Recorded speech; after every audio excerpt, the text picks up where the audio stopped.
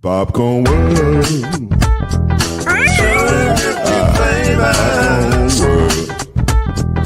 Popcorn World. Yeah.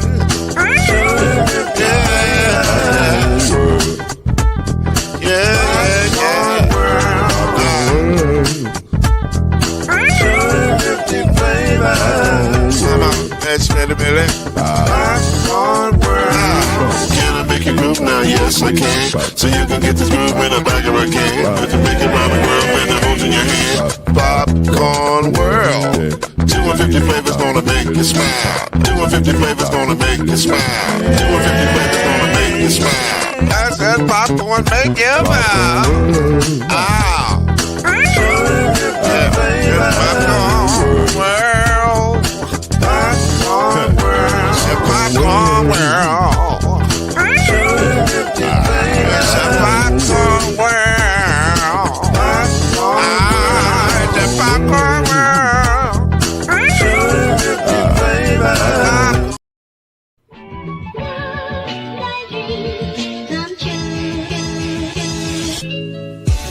Now it's time for Believe in the ACC with our starting lineup. From Florida State, number 17, Charlie Ward. From Morehead State University, number 50, Lloyd Stan. And from Murray State University, number 2, Kendrick Haskett. Get ready for the best sports show about the ACC in all the land. Believe in the ACC starts now.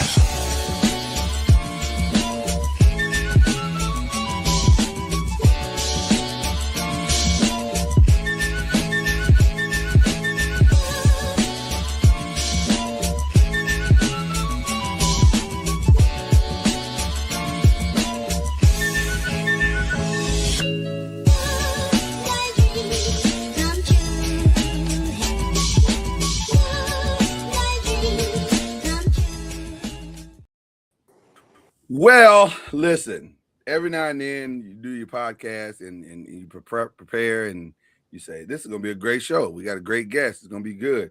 But this turned into like a talk show family reunion reveal. Like, this is fantastic. So I was already excited about it, but now I'm like, wait a minute, this is my guy. All we need is some ribs on the grill. Well, listen, some ribs and some Frankie Beverly and Mays, and we are set. And maybe a touch of Hennessy. But listen, we're gonna have a good time because Rayvon Churchill is in the building, and we about to reminisce and talk all things Dirt Bowl, and probably Ballard High School might get in there a little bit. I mean, it's gonna be a good time if you. Especially from the Louisville area. I know I said this is going to be the most Louisville podcast we've had. Probably so.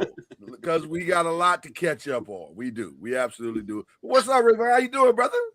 What's going on, man? Thanks for having me today. Y'all doing all right? We doing great, man. We doing great. We would not be our wonderful selves and our attentive selves if we didn't say first and foremost, we send you our love and condolences, brother. To you and your family for the things that are happening in your life.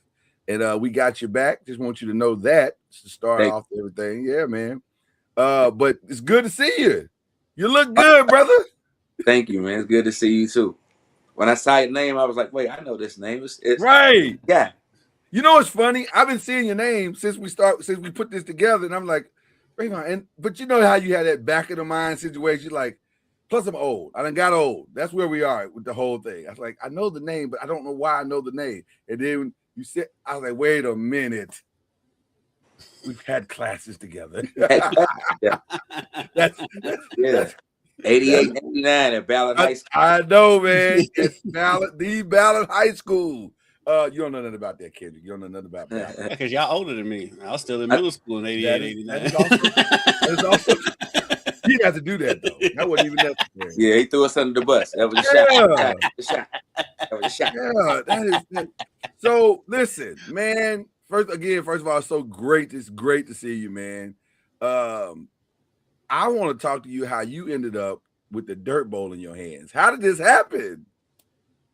Man, it really kind of was like that. It's kind of fell in my lap. Started out doing announcing games, maybe 22 years. No, actually about 26 years ago now. And then this kind of evolved. My role kind of evolved in different leadership roles, and then now here I am. Just kind of like just fell in my lap. So I really enjoy it though, but and it's an honor. But it just really just fell in my lap. I didn't lobby for it or anything. It just kind of happened. Yeah, for those who don't know, the Dirt Bowl is Louisville's Rucker Park. That's probably the best and easiest way to describe it. It's the oldest street ball tournament in the state. One of the oldest in the country, right? In the country, yeah, in the country. Second oldest in the country. I was gonna say, and it's as legendary as Rucker Park. It doesn't get the hype that Rucker Park gets because New Yorkers always think they've got the greatest everything, and you know they're gonna be unbearable. Right.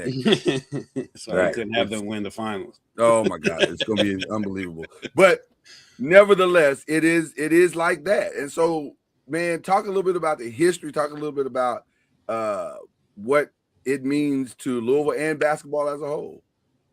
Yeah, so as you mentioned, the Dirt Bowl, the second oldest annual summer basketball tournament on planet Earth. Only the Rucker is older than us. Been around since 1969. Thousands of people have played in the Dirt Bowl, including the all-time leading scorers from both the University of Louisville and the University of Kentucky. Dan Issel and Daryl Griffith both played in the Dirt Bowl. And because of the way college sports are now, I don't think we'll ever have anybody break those records. So I think we'll be able to say for the duration, the all-time leading scorers of both of these universities played in the Dirt Bowl back in the 70s. So a lot of other players have played in the Dirt Bowl, men, women, we have kids. So it's a really big institution in basketball, and Kentucky go hand in hand.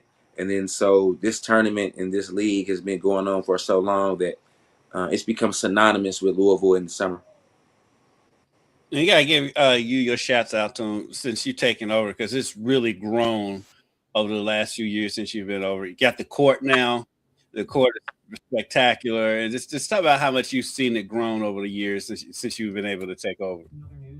Yeah, it's really grown. We had a couple of lean years in like around 2009, 10, 11. I think one year we only had the Dirt Bowl. It was only a weekend. Just kind of just fell off. There was only a weekend. Then a couple of years we didn't even have it. So when Mayor Fisher came on board, he and Neil Robertson. I always got to give Neil Robertson. Shout out to Neil. Yeah, shout out to Neil. Yeah, Neil brought before he was Mayor Fisher. Mayor Fisher brought him down and was like, "Hey." Mayor Fisher was like, "Hey, if I get elected, I promise I'm going to bring the Dirt Bowl back." And so that's kind of how it started. And then had a couple of lean years. For some years, like we had to call people and be like, "Hey, we have 15 teams. We need a 16th just to make the league even. Like, can you play? You can just come on and play." But now we're turning teams away, and we've grown tremendously over the last 8 to 10 years. And so now we're at 24 men's teams. We had to turn away about 8 or 9 teams. Wow. The Women's Dirt Bowl League starts up this weekend. The Junior Dirt Bowl started last weekend. So we've grown tremendously, like from having 15 teams, having a bag of 16th, to now we have 34. That's incredible, man. When did the women's team start? Is that something? How did that happen? So this is the third year for the league, for the Women's Dirt Bowl League. The WDBL is what we call it. So a couple of years ago, the WDBL. So a couple of years ago, we realized that women wanted to play as well. So we had them start out playing in a couple of All-Star games on our Super Sunday, like our last weekend. And then they was like, hey, we want more. Then a couple of years ago, like with Caitlin Clark and Angel Reese, that phenomenon with women's basketball, they was like in. And then so their games are always competitive. And we just asked like 4 teams to play. And they came out and they had some really competitive games. It was fun to watch those ladies play. And then so this year, they kind of took more of a ownership with their league. And so they created their own teams. We have 40 new players that are playing. So they start this weekend. They play every Saturday and Sunday at 5 o'clock. Nice. Really looking forward to seeing a lot of those ladies play. A lot of ladies that play major college basketball, all-staters, all-region players that play from Louisville. So really excited to get those girls started. It's talking about how much work goes into it, because we see the finished product, but once 1 year the Dirt Bowl is over, you immediately have to start on the next year, right? I normally take about maybe 2 weeks off, and then Tommy and I I'm always the one all on the videos, all on the record. That's me. But Tommy is more of a background, and he and I work closely together. Year long. It's a year-long process to make sure that those 8 weeks, come off the way that people are used to. But it's definitely a year-long process, though. And man, you all have expanded. And Lloyd, I don't know if you know about this, but they've expanded. Now they've started broadcasting some high school games, streaming some high school games. Really? That just started this year, right? And stuff. I get into that, and because I know how the institutions are. If for us, it's nothing, but for you, I was just getting started and everything. How hard was it for you to be able to get into these high school gyms to be able to start broadcasting? Because it's not easy. People think it is, but it's not. No, it's not. I love high school basketball, and I remember back in the day when people used to actually read newspapers like Wednesday and Saturday. Days. Trying to get your name in the paper. Right. Yeah, you go on Tuesdays, Wednesdays, and Saturdays, and you see what happened in the games, the high school games on Tuesdays and Fridays. So this has been a big high school fan since 1982. I remember going to my first high school game in Central High School when I lived in Village West. So been a big high school fan for a long time. So I was going to some games, and I just this past year, actually 2 years ago, I went out and had a whole setup, the iPad, the tripod, and all this stuff. But it was it was kind of a job a little bit. So this past year, I went and I just took out my phone and just went live one day. And next thing you know, people start tuning in and like, hey, you're going to go to this game. Hey, you're going to go to that game. So that audience grew. And then so I started having a lot of fun doing it. So they started showing up at games. No problems until the regionals, though. So at the regionals, I'm in Valley, and I'm sitting there, I'm going live, and I get a tap on the shoulder like, hey, you have to stop your stream. I'm like, what do you mean? You got to stop your stream because of, KSHAAA rules and this and that. So I was like, but that made more people interested in what I was doing. I was like, why would they come cut him off? But it was clearly a lot of other people going live too. So people wanted me to go to Rupp Arena. We was getting people from different parts of the state. And then so when I started having white people from Eastern Kentucky tuning in and we were having friendly conversations about basketball, that's when I knew we were kind of popular. And so in a 1 month span, we had over 400,000 views on our high school games in a 28-day span towards the end of the year. So the Dirt Bowl Basketball Network is what it's called. That's amazing. Yeah, it's a rights thing after so far. Like once KHSAA gets involved in anything, everything gets harder than it needs to be. Right. Yeah. on everybody's end. Yeah. I was at Rupp Arena streaming the games, and I got a tap on the shoulder again. A guy in the blue, how at the Yum Center, the ushers walk around in the red jackets. Well, at the Rupp Arena, they walk around in blue. So I'm live, and people are watching my live, and they're like, "Man, why are so many people watching?" So they looked at my live, saw where I was sitting, and came and told me I had to shut down. Wow. Yeah, it's a Rice thing because they do broadcast there, so that's a yeah. Rice thing. But for the regular season game, your local games, you should be all good. Yeah, I'm all good. So I talked to some people from JCPS. Shout out to Miss April Smith. She's the JCPS athletic director. She was like, no problems. But then I don't know what we're gonna do about the regionals and the districts next year.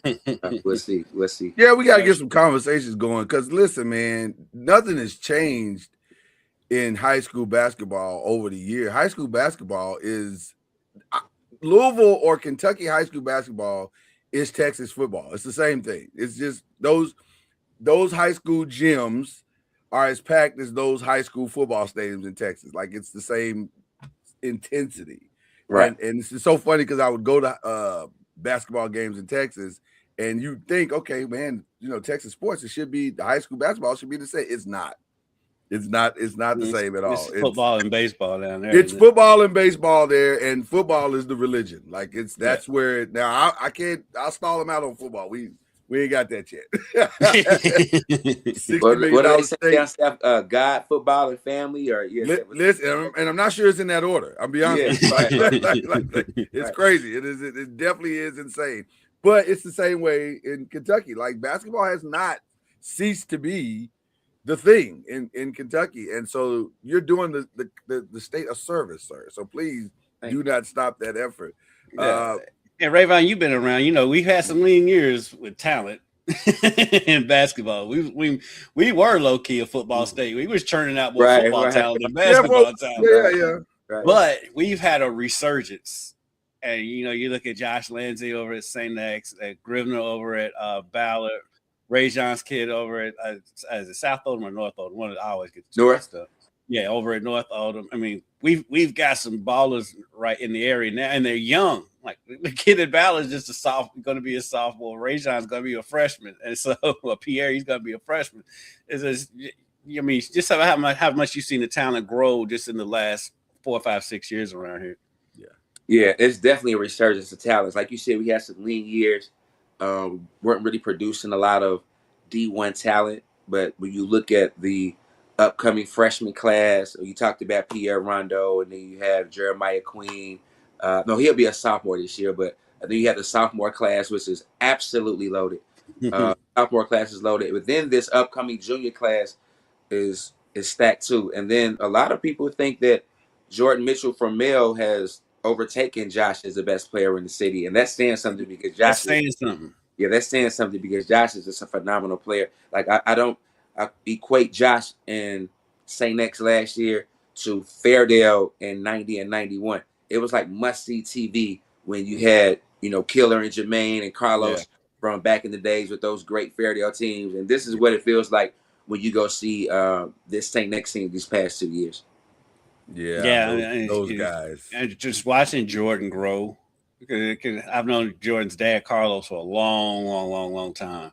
So I've watched Jordan literally grow, and he is phenomenal. He's got size too. Josh is still a little small. Yeah, Jordan's got size. Yeah, I know Carlos as well, and this whole Fern Creek lineage, and Jordan's mom. Like, so he's comes from a really good lineage. So I'm excited to see. Actually, what Mel does too, they got Trey Hillerich coming back. They had a freshman last year. I think his name was Cam. Trey was his name. So then they have what's his name, Mason Calhoun. He's going to be a sophomore next year. No, actually, Mason's going to be a freshman. He was an 8th grader playing big minutes this past year. Actually, he was the youngest player ever to score in the King of the Bluegrass. He scored when he was in the 7th grade, and he's really a really good basketball player. So looking forward to the 7th region is going to be phenomenal. It's really, I have no idea who's going to come out of that 7th region. So really looking forward already. It's still like June. I'm looking forward to basketball next year for sure. Yeah, because Mel, Ballard, Trinity, those three are St. X, they're all going to be. Will any of those players be making a Dirt Bowl appearance? Actually, Josh Lindsay played in the Dirt Bowl this year. I figured Josh would. Yeah, wow, Josh awesome. And Jeremiah Butterqueen from Seneca is playing. Jeriah Brown, who was on his way to becoming the all-time leading scorer in Jefferson County history, he's playing. So, we were well represented with the high school kids. That's always been one of the cheat codes of the Dirt Bowl, is being able to kind of pull in the neighborhood legends into the game, and that made it special because everybody would have their bragging rights, like, hey, we got y'all this year, that kind of thing. So is that feeling still there? Is it still neighborhood on neighborhood type thing? Absolutely. It used to be very neighborhood centric. Now, yeah, with some neighborhoods like no longer there, like all the the housing projects like Cotter Homes, Southwick, Clarksdale, Shepherd Square, Shepherd Square, yeah. those places aren't Beach of Tears, those places aren't there anymore. So you have those people that spread out, but then you still have people who are very neighborhood centric, and some of those neighborhood centric teams are still our best teams. And so actually this week is I always have a trouble saying this rivalry week this week, and then so we have Newburgh versus Park Hill, no, East End versus Park Hill, and Newburgh versus Jewel Park, Cecil and Greenwood versus Algonquin Park. So a lot of neighborhood rivalry weekend. Wow, that sounds like it's gonna be a good time. That's gonna be a good time. Now, you mentioned the being the voice, one of the voices. Are you the voice now, or are we still Corn's the voice? I was gonna say because there was a voice that was still there. Yes. And by the way, shout out to you also. Was that the Hall of Fame thing? Was that your idea? Yeah, I'd take credit. Yeah, it was. You should take credit. Listen, brilliant. I think that is a brilliant idea. And it gives love to people. Because, one thing I used to hate going in Texas, they be trying to talk about all their Texas basketball stars. And I get it. They got some ballers that came out of Texas. But also, I put our ballers up against anybody. And so to be able to recognize the Louisville legends, I think that is phenomenal. And listen, if we want to go state for state, let's have that conversation. Yeah. We got some ballers. Yeah, so we wanted to preserve the history of the Dirt Bowl. And so back in 2015, we published a book called I Said Bang. So, in Cornell, somebody hits the three, I said bang. And then so the Louisville Story Program, they came in and showed us a lot of love and produced a book. And then so we wanted to, me personally, I wanted to start to cultivate that history so that generations, behind us was kind of have a storyline of what went on. Hasn't been a lot of, really great record keeping, which also kind of makes the Dirt Bowl good because it's mythical and it's stories and, like 6 people might say they won the championship in 1974. There's no way to dispute it, so those stories kind of live on. But then we wanted to recognize some people from the past. And so, you have the kids go out and play these tournaments and they come home with these rings. And I'm like, man, where are they getting these rings? So the guy did some research, like, they're not too bad. So we just signed some rings and then asked the community, asked some people, like, who do you think should be in the first inductees into the Hall of Fame? And of course it was Griff, and of course it was Cornell. Of course, the founders of the Dirt Bowl, the late great Mr. Ben Watkins, and my good friend Miss Janice Carter Miller, who still leaves, she's still living, still breathing. Then we have some other players and coaches that were a part of the Dirt Bowl in its infancy, and then so we can never forget those guys that made it possible for where we are now. So we wanted to keep doing that, and so within it's kind of like when you start something that is popular or successful, like you can't. So yeah, I was going to ask you who is there?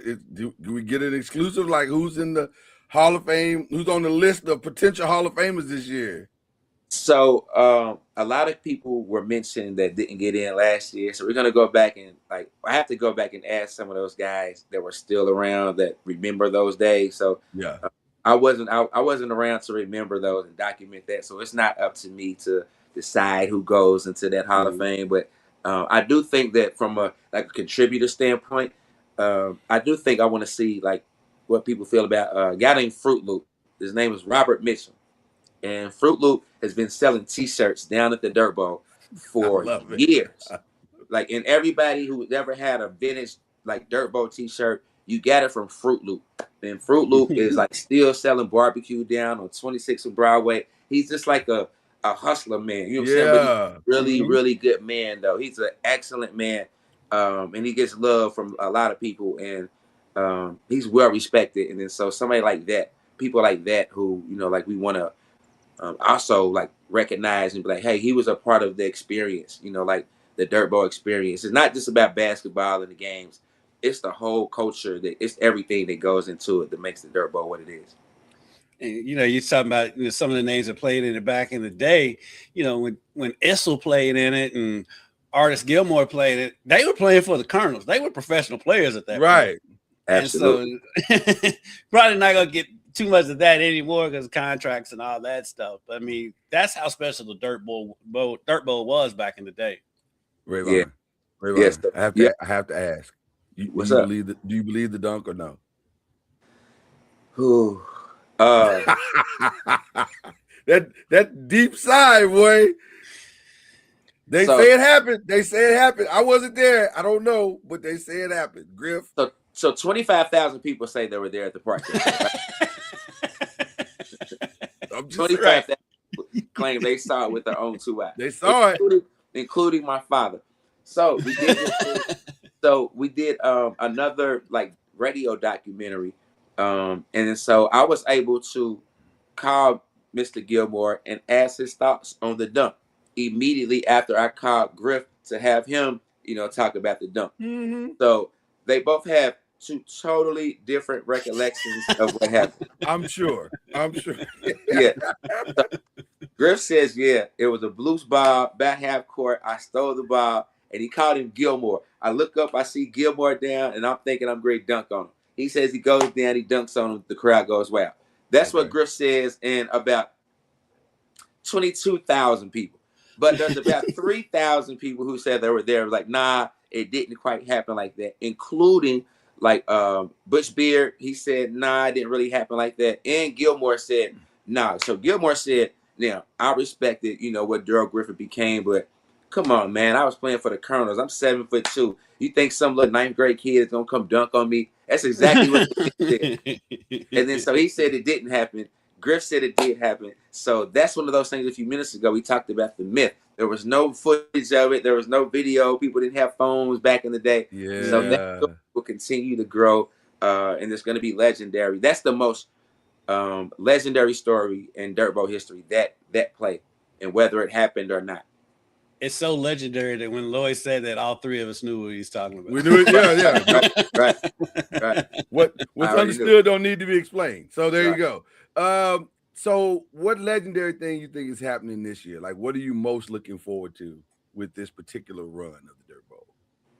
This year we've gotten a lot younger. Like in the past, you know, like people who were familiar with the Dirt Bowl from years ago, you know, they got a little older, they were playing, and then some of the younger kids, they didn't think that the Dirt Bowl was cool because we had fallen off a little bit. So we had to make ourselves cool and relevant again, so where the young people wanted to play, which is why like Josh Lindsey actually played a couple of years now. But we wanted to make it cool to where younger people wanted to play. And then so we've gotten a lot younger this year. We've also wanted to get more diverse. And then so in the last 2-3 years ago, we had a predominantly white team called Church League that came down to play. They weren't very good that first year, but they were very competitive, and they were just some really, really good, high-quality men. And we loved them being a part of the Dirt Bowl. And then the second year, they got a little bit better. And then this is their 3rd year, and they really have a chance to maybe shock some people and go far in the tournament. And then so we wanted to get diverse. And then so this year we had 2 more predominantly white teams come. So now we have 3 predominantly white teams. And those calls were indicative of the temperature in the city. You know, they thought that because they were white and because the Dirt Bowl was played in Shawnee Park in West End, that they wouldn't be included or they wouldn't be accepted. And I was like, man, if you can hoop, then you should come play at the Dirt Bowl. You know, so they come down and they love the experience, and they always walk away and it's like, this is totally different from what I thought or what I was told or what I expected. And so that was a good story. So we really enjoyed that. We want to be more inclusive. And then another thing, we wanted to grow the junior dirt bowl. So this year we do have 60 kids on six. We have 10 kids on 6 teams, so 60 kids, 12 so girls. dope. So it's co-ed. So have 2 girls on each team, 8, 9, and 10-year-olds. So then we have some kids and players from Simmons College that come down and kind of help them out and they practice before the game on the other court. So it's really community-based, community-driven, the junior dirt bowl, and that's what we're looking forward to growing. I mean, it's to the point now. I mean, you got U of L bringing recruits down to watch the Dirt Bowl, and U of L's gotten involved in it a little bit, haven't they? Yeah. Actually, the last 2 staffs have come down, and our relationship with Daryl Griffith, and he's turned us on to some administrative staff and some sports staff, and they get to come down. They come down one day a year, and it's kind of what I talked to the compliance people at U of L to make sure that there are no recruitable players playing in the Dirt Bowl the day that they come down. And so we want to make sure we don't want any infractions or nothing bad. Right. Hey, man, at the Dirt Bowl, we don't want nothing negative about us. So we did have to tweak some stuff and rearrange some games so that the recruitable players weren't there when the U of L staff was. But it was cool, though. They presented us with some Dirt Bowl jerseys last year. I don't know if you guys remember last year they had some Dirt Bowl themed jerseys. Adidas produced some Dirt Bowl themed jerseys, and they came down and presented us, myself and Cornell and a couple other guys on the staff. We got like unreleased like Adidas Dirt Bowl jerseys, so that was real nice. Cool. That's very cool. Yeah.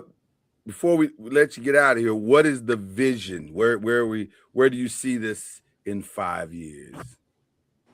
We do have a 5-year plan, and we want to be self-sustained in 5 years. Like, we get a lot of support from Metro government. We are a nonprofit, but my expertise wasn't fundraising, and so I had to ask people to help me and ask people to help us to get to that next level. And financial self-sustainability is what we want to look for, and we want to grow in that way. We want to try to figure out a way to protect the court at Shawnee without messing up the integrity of the Dirt Bowl. But we do know that there's potential for vandalism because it's happened before. So we want to make sure that in 5 years, that's not possible. The best part of the Dirt Bowl for me was that you think about, and this is a weird way to kind of round this conversation out, but you think about how many people were protected in the summertime of Louisville while the Dirt Bowl was going on, because we were all together and we were all having a good time. We understood what this was, and we did in many ways we went above and beyond to protect the integrity of the event. And so every now and then you have your little incidents or whatever, but for the most part, a lot of us are here because we were there together in the summer doing something productive with our time. Even whether you were playing or whether you were just sit there watching or whether you were just there, people watching and walking around Shawnee Park. You were in the environment, and it helped. And so I pray that continues to go forward. And, man, what you're doing, Rayvon, is more than honorable, brother. It is a mission. It is a ministry in its own right. So I appreciate you, brother, so much. And anything we can do to connect you to anybody or just whatever, you listen, you got us for forever. So we got you, man. I'm so proud of you, man. This is incredible. Appreciation. Kendrick, man, thanks for all the access and just acknowledging me and saying, hey, what's up, Rayvon, when we're in the same spaces, man. So hope to see you down at the Dirt Bowl, getting some good Dirt Bowl coverage sometime this summer. So we'll have you a good spot, and I'll buy you a sandwich when you come in. Hey, I like food. We got definitely food. Thank you, brother. I appreciate you coming through, man. We gonna connect, man. We gonna connect. I'm gonna see what I can do. Whatever I can do to help. I'm in there, man. Just let me know. Thank you, man. Appreciate it. All right, brother. Appreciate you, man. All right, man. All right, man. That was dope. Rayvon Churchill. I mean, he's been I've known Rayvon just in passing for years. And like before I even knew he had anything to do with the Dirt Bowl, I knew Rayvon just in passing. And then he's one of the great guys. To be honest with you, I didn't realize that Rayvon was older than me till like a couple months ago. I thought he was a young guy. No, Rayvon, Rayvon and I think, if I'm not mistaken, either we're the same age or I may be a year older. I can't remember that part of it, but I know we had some class together, so I'm pretty sure we're the same age. Which is crazy to think about, that we were little freshmen in 1988, 89, that kind of thing. But yeah, man, Rayvon was always a dope dude, and it's just cool to see him pick this mantle up and run with it like this. This is pretty incredible. For people outside the state, you don't realize that, like, the Dirt Bowl in Samoa, right? Shout out to Samoa. Samoa. But the Dirt Bowl is an institution around here, and so it's great to see it back. And like, I don't know if you've seen the court since they updated the court. I have not. Yeah, I have not. The court is spectacular. He was talking about the vandalize because somebody decided it would be a good idea to make skid marks on the court. I think it was last year before last. Yeah. But it's cleaned up now. It looks great, and and it is safe to go out there because that area of town has its issues. But when the Dirt Bowl is going on, it's safe. You're in one of the safest places in town. When the Dirt Bowl is going, 100%. two times you always know you're safe down there. It's Dirt Bowl and West End Appreciation Day. Right. It's a wild. When my first job out of college, I worked at the Presbyterian Community Center. Shout out to OPCC over in Shepherd Square. And my first year of that, I and my Metro Parks coordinator, his name was Keith Abel. Shout out to Keith Abel. He and I got together and said, man, let's take a couple of teams down to the Dirt Bowl. And so we did. And in our very first year, we won. It was a high school division at that point. Yeah. But we won that version of, well, it's all high school division, but we won that year, and we were like, we were so excited because we couldn't believe it. Like, to win your first year is crazy because that doesn't normally happen. Right.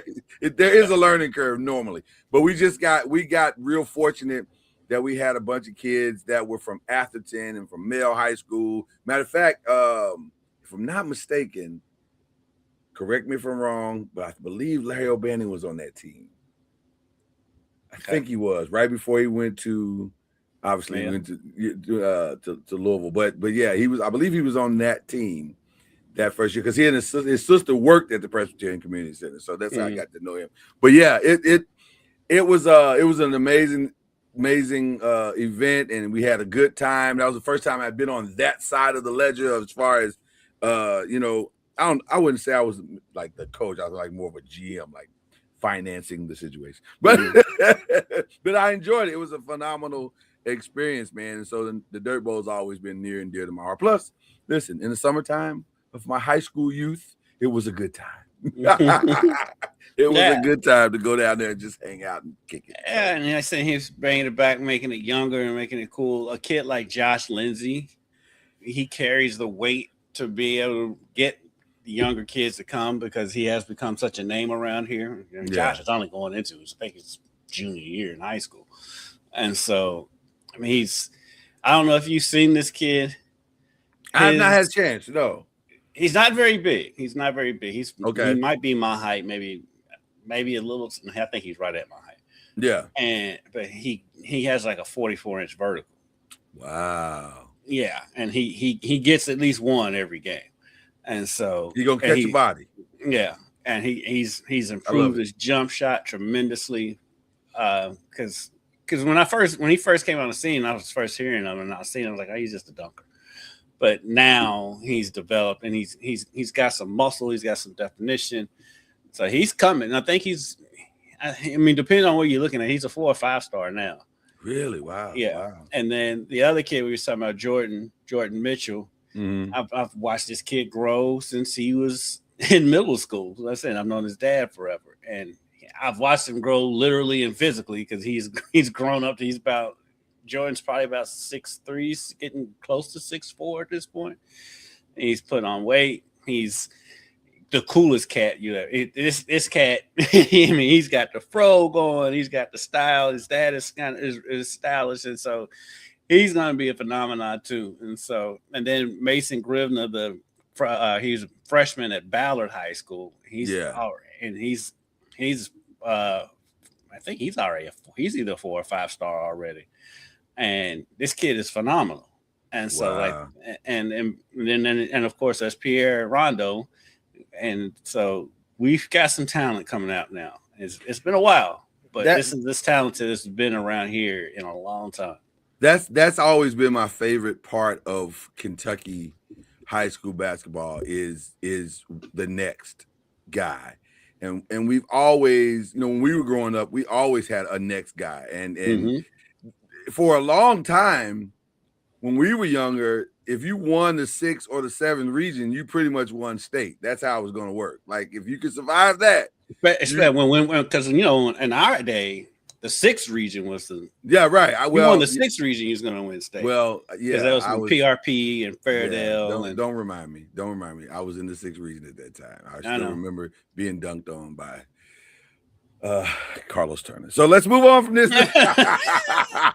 Let's move on from this conversation. No, you're 100% correct. Yeah, because Doss was back then. Man, that was Derek Anderson. My junior and senior year, it was Derek Anderson at Doss. It was Von Nim at Valley. It was PRP and everything that they had at that time. And then, of course, it was Fairdale. And Fairdale. And what's crazy, J-Town was low key good back then. J-Town was good. What was crazy is we had a 7-footer and a 6'10" guy, and anytime we played outside of the region, we had success, except for like Male, obviously, because that was Jason and those guys, and then of course but Jason came along with me though. He did, but same age. He did, but his junior year was my senior year, I believe, if I'm not mistaken, and he was really good then. Where did you graduate? I graduated in 92. Yeah, you're right. Yeah, he was 93. He was, and they were good then. I mean, Mel was, and the 7th region was coming on then because 7th region was starting to come because DeWine was there, and they were So it was good then. Eastern was good. So if you can survive Louisville, you were at least good enough to get to the finals for the Kentucky high school basketball. But and they deny it to the hilt, but it's still crazy that as good as basketball was, 2 teams from Louisville have never met in the state championship. That is crazy. That is true, isn't it? And it's not by coincidence. No, it's not. Anybody that lives around here knows. No, we all understand how the politics work in Kentucky. I've witnessed it. Maybe if it ever gets moved back to the Yum Center, that can happen. But until that happens, it's probably never going to happen. Yes, and it used to be at Freedom Hall and didn't happen. Right, yet. It used to be at Freedom Hall, and but which is crazy that it didn't happen during those days. But I would have loved to have seen a finals that included those Ballard and PRP. PRP team, yeah. The only team I think that could have in the 7th during at least my 4 years that could have competed was probably Male. Male was really Eastern was good too. Eastern was good because they had Eric Kinslow, Matt Akebridge. Yeah. Was that Felton? Felton was before. Felton was a little bit before. Yeah, it was a little bit before. Because I thought Felton and them were going to go in that Ballard run. And Ballard beat them. I don't know how. Ballard was good. Like Al and all those guys were really, really good. Like and like DeWine was young on those Ballard teams. Yeah, he was a freshman. DeWine actually was in the 8th grade. DeWine's in your class, right? Yeah. DeWine was in the 8th grade when they won that. They were trying to get him. There was a lot more challenges to get DeWine to or to get 8th graders to play all the way up. And so he couldn't. That's not as prominent. It wasn't as prominent then as it is now. Right. Matter of fact, fun fact, DeWine actually left. We can say this. We can talk about this now. DeWine actually left and went to Texas, and then they brought him back. You know what? I vaguely remember that. So we gotta get DeWine on the show. I've been telling them we're gonna get. We do. We gotta get the Oos on the show and have him. We go through some reminiscing there as well. But people you'll ever meet. and it has always been. Always been, and since I've known him, and I've known him since his 7th grade year. So he's always been just a great dude. So, but yeah, that was a lot of fun. Seeing Rayvon brought back a lot of memory. It's funny how stuff gets buried in your mind until you see somebody, and then all the dots get connected. Like, oh, that's right. We sat at the lunch table and we did this and we did that. And so yeah, it was kind of cool to see that. So great great fun this morning to start the morning. This has been a Louisville ass show. listen, which is you know what's funny? I was not gonna wear Louisville stuff at all today. I had a whole different thing that I was going with, and it was like the Lord was like, put on your Louisville stuff. And now I understand, because this was a Louisville-based show. So there you go. But now we have to go to New York, the concrete jungle where dreams are made of. Because I mean, if you watch First Take, you would think there was a station in New York. Listen, I'll say this: it's gonna be a long summer because they did what no one thought they could do. And listen, I did not have the Knicks. I didn't have the Knicks winning nothing this year. I especially now. I thought they could get to the finals just because of all the injuries in the Eastern Conference. I thought that they could get to the Eastern Conference Finals, but I felt like I was probably more Cleveland than I was Knicks. I was probably more. I just don't believe in Cleveland yet. I thought they were playing well, and then listen, shout out to the Knicks, man. They were not the most talented team, but they were the most complete team. And they were a team. They were a team, and they did all the team stuff. Now, the way that they won is crazy.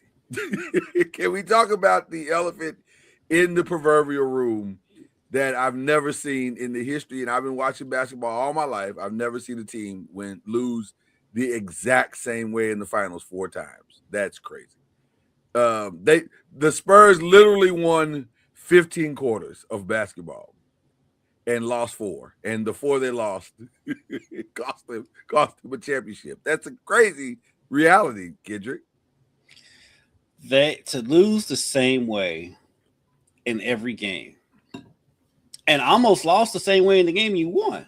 Yes. And really should have. Really, in all, it was just about the mistakes that the Knicks made, like 2 or 3 more mistakes than you did.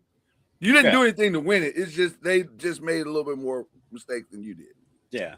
And so he's a young coach, and I get it, but you've got to make some kind of an adjustment in the fourth quarter when you notice the same thing is happening every game. Because they won game 3. And the first game in New York. Yes. And I remember watching that game because it was on when I was getting ready to go out to the set for the 11 o'clock news. Mm-hmm. And they're laughing at me because I'm screaming at the TV, stop shooting all these threes. And they ended up winning that game. Right. And I'll be damned, the very next game was the exact same thing, and they lost. And then the next game was the exact same thing. The exact same thing. They lost. And then the next game. Because the 29-point comeback, you can't look at that game and be like, the Knicks did anything special. No, they didn't do anything special. They made shots, but, I mean, shout out to them for making the shots. But when the other team is up 29 points, for one, why is Wemby in the game so much at that point? 2, why are we shooting 3-pointers with 18 seconds left on the shot clock? It was baffling. It was to watch it in real time. And I'm gonna tell you something. Like you said, because of the way game 3 unfolded, as you're watching game 4, for me, it was the third quarter, right around the 8-minute mark, and they shot the first one. And I said, well, that was a bad shot. I want to say it was Castle that shot that first one from the right side. And I'm like, that's a bad shot. And then Vassell came down, and like, that's another bad shot. Stop shooting these threes. So I understand what people are saying, that Mitch is young, he's inexperienced, but also he has sight. Like you've been around basketball. Right. And he's been around one of the greatest coaches. His mentor is one of the greatest coaches of all time, who I am confident has had that conversation with him about late game adjustments. Mm-hmm. So to watch him watch the game unfold the way that it did, 29 points is crazy. It's crazy to think that you lost a 29-point lead is crazy. I wish my boy Ian that I work with was here, because he'll tell you when they made all the threes in the first half, I was like, I hope they have a plan B, because all those shots are not going to fall in the second half. And listen, they didn't, and they still kept shooting. The old man in me understood very quickly, this is fool's gold. And if you keep shooting these threes, and I'm sitting here watching it with matter of fact, shout out to Reggie Love. He called me during the game, and we're talking on the phone during the game, and we're both going crazy because we're like, why they keep shooting all these threes? I said, I don't know, but this is going to get real tight if they don't stop. Because they don't have to. When you have a 29-point lead, you don't have to shoot threes. You've done the work. Done that part. You've done the work. So it was almost like the arrogance of youth kicked in, and they were like, we don't want to just beat you. We want to send a message. We're trying to win by 50. Right. Well, message received, because you lost the game. And not only lost, but you lost in spectacular fashion. Like in legendary, will live in infamy type fashion, in the greatest tip-in since the NC State Houston game. Right. So they're going to have a statue outside of MSG of OG Anunoby. Oh my God. And that tip-in.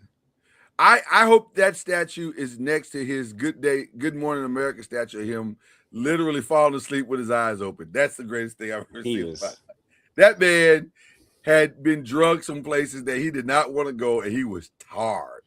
He was tarred. Drug might be a key word in that sentence. Well, listen, it was so funny to watch, because if you saw the interview, they asked him the question, and he just looked like he was having his Mitch McConnell moment. Like, I don't know what to do right now. I was like, "Well, y'all please let that man go lay down, because he is not ready for this interview at all." No, but to your point, man, OG, I would have picked OG or Cat as the MVP of the series had your boy not gone off in that last game. I was gonna say the last game is what did it. Well, listen, the last two, I mean, he made big shots in he made big shots in the fourth game, but when you made score the 45, when you score 45 and your team scored 49 in the closeout game, you probably got a lot. But which brings us to De'Aaron Fox. Yes, I covered De'Aaron Fox. You did when he was at Kentucky. You did. I think I left by then. I think so. Yeah. Great kid, great guy. Wife is is from San Antonio. Shout out to wifey. They have to get rid of De'Aaron Fox. Wow. So you're going there. We just going there. I was there before he messed up game 4 and 5. Because I'm like, Dylan Harper is outplaying him. Oh, by a lot. Not even by a little, by a lot. Yes. I'll give him that he had the injured ankle. He wasn't 100%. That's fine. Okay. That's physical. The mental errors that he was making. Well, if you're not 100%, then grabbing the ball and thinking that you can outrun them is not a good idea. Well, I think part of that is him going back to that's how he plays. When De'Aaron Fox is healthy, he's one of the faster people with the ball in the league. And so that's just his mentality. He's always played like that. And so he's thinking it's instinctive. Yeah. But the layup attempt at the end, which looking back at it, when I saw it in real time, I thought OG fouled him, but they're not going to call that at that point in the game. You have to dribble. You have to dribble that ball. That out. You're the veteran on the team. The team is falling apart. And then his excuse is, I wanted to get up by 3 and make them have to make a 3. And I'm like, no. The clock is your friend at that point when you're up. You're winning. Yeah. Yeah. And then, he had some costly turnovers before that. The one where he was trying to throw it to Wemby, the one where Hart missed the layup. Yeah. That was a bad turnover. And then game 5, he was atrocious in that fourth quarter. And so, if you're a coach, he's struggling in these fourth quarters. Dylan Harper's been outplaying him the whole playoffs. Yeah. And I understand going with the vet, but that's if the vet's playing okay. Yeah. If the vet's struggling, and you got a younger guy who obviously is not afraid of the moment, you got to make that change. You can't keep going with this. That's the definition of insanity. You keep doing the same thing, expecting a different result. And yeah, so there's a lot of growing up that has to go on within that organization, which is one of the best organizations in the history of the league. 100%, 100%, and they will. Yeah, and they've got to get another big. Oh yeah, that's got to be priority one. It's Wemby and 4 guards out there. Yeah, that's got to be priority one. Is shoring up their front court, getting some depth at the front court. But I want to go back. You know real who quick. they should get? Low key. I have a name. I got a name. Let's see if you got the same name I got. Who would you say? Hartenstein. That's not the name I have. Who you have? I like. I'm thinking Hartenstein because I know Hartenstein's a free agent. Right. I like Hartenstein, but even more than that, I was thinking Robert Williams would be perfect for that organization. My only question with Robert Williams, he can't be injury prone. He can, but the last 2 years he's been there, and maybe he's gotten. My assumption is that he's gotten to the other side of what's that his part of contract his life. situation? He's unrestricted free agent, and it's not a lot of money. I don't think it's going to be a lot of money. So that's the Hartenstein. Yeah, Hartenstein's going to be Hartenstein's going to be a check. You're going to have to pay a little bit for Hartenstein. But both of those options are better than the options that they have. Yeah, but they can afford, if they want them, they can get them because everybody is damn near on a rookie contract with the Spurs. Right. This is the time. If you're going to make a move like that, this is the time to do it. This is the time to do it. But I want to go back to Fox real quick. Okay, just real quick. To this other. I 1000% agree with everything you said, especially in the fifth game, because it wasn't it. He is the point guard. So the thing that really frustrated me most about him, especially in the fifth game, is the not learning from the fourth game. Why are you coming down off curls and rushing shots from the elbow? Like you said, at the 18-second mark of the shot clock or the 12-second mark of the shot, like you got time and you have the ball. They will follow you. The thing that was frustrating me most about them is that there was this panic from Mitch and De'Aaron that created panic from everybody else. And I think that's what Shaq says it all the time. If the general doesn't panic, the troops aren't going to panic. And it felt like the generals were panicking. And I knew the Spurs were in trouble. And this is really what I wanted to get to. When Mitch said before the game, well, De'Aaron's going to have the ball in his hands. Okay, if you are doubling down, that means you're not learning the lesson. Because he's already said what he's going to be. And you dug in on what your opinion is. 100%. And not listening to the facts. 100%. Because the facts say completely different. You got to make – now, to his credit, the last 5, 6, 7 minutes, they were out there together. So I appreciate that. But Dylan's young, and he's not earned the right probably in his mind to be a complete toe stepper. So, or habitual line stepper, as our pastor would say. So he chose to defer to De'Aaron, thinking that his 8 years of wisdom would guide them to better decisions, which it did not. So that was crazy to me. All right. The line stepper is our associate pastor. That's Charlie. Oh, yeah. Well, listen. 100%. 100%. But moving on to the news of the day that broke last night. Yeah. Trae Young. I saw that. What are the Wizards? I don't know what the Wizards are doing. I don't know what they're doing. Because you know what's funny about that decision? So it sounds like he declined it. For those who don't know, Trae Young declined $49 million. Okay. Now, normally when a person declines $49 million is because they think they're getting $59 million or more. If that is true, my first question is, why, Washington, would you do that? And then my second question is, so are you signing everybody to that? Because if you sign Trae and AD, well, that's the ball game. Like you're hitching your wagon to two guys who have proven they can't stay healthy all the way. So what are we doing? Well, I'm thinking what I'm thinking is because the way the NBA is set up, you have to have a max guy. So that's why, and I guess Trey. By the way, was I did going to some be research the, on that. That's not really true. That's Okay. it's what it's kind of an implied thing, but it's not a have to.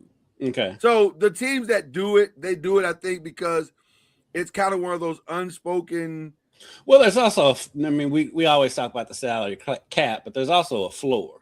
There's a floor, right, And also so that's why when for people who don't understand, when they talk about big contracts are good contracts, it's because it's for teams like Washington to keep them from hitting the salary floor. Exactly. And then also it's kind of a handshake thing with the union. I think they just like, we're going to keep at least one solid max player. But is Trae Young the max guy? Like, is he?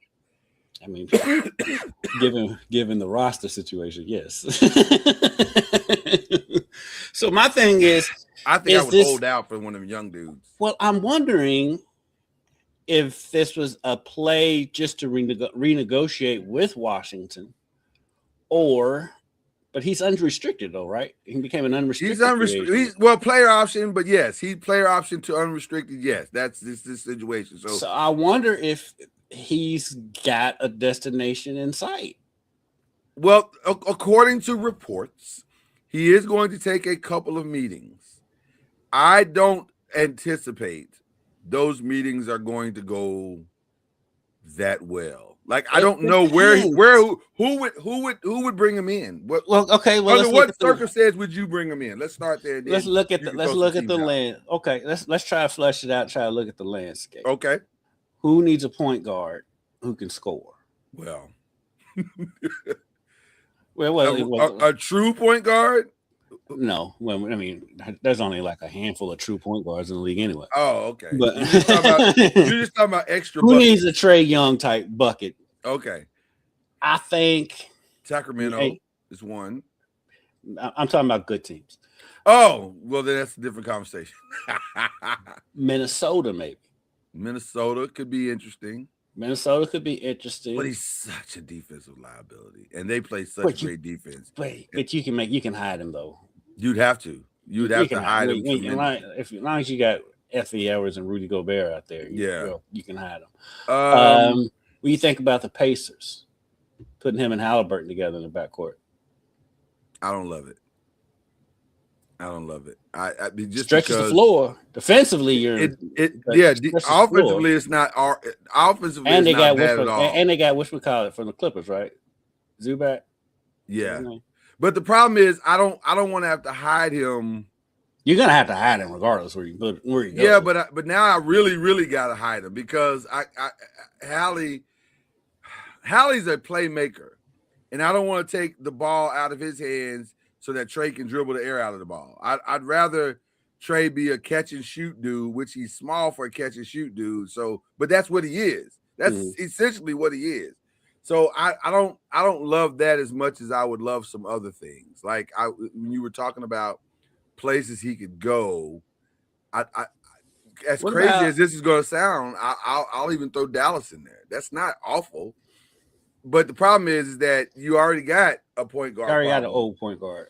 Well, and not only that, it's the money is insane because he's going to ask for more, and you're already paying that with Kyrie. But it sounds like they don't want Kyrie, which I can understand that. Not that they don't love Kyrie's potential, but it's like the money. It's the money. Like, I'm paying this dude who's 35 a lot and coming off another injury. I think he's coming up on. I think is this his last year in this contract? It's got to be. I think so. And so listen, I'm not one of them that loses their mind when I see an internet video of somebody playing great from the NBA. Like, yeah, he's supposed to cook this college kid. Yeah, whatever, or non-NBA player in general. Right. Of course, he should be cooking this kid. I think it's hurt if he wasn't cooking this kid. Right. So no, I don't get caught up into that part of it. What do you think about Orlando? They need help. They do need help. They do need help. That's not actually a bad spot because they don't have. Because Desmond Bane's not a point guard.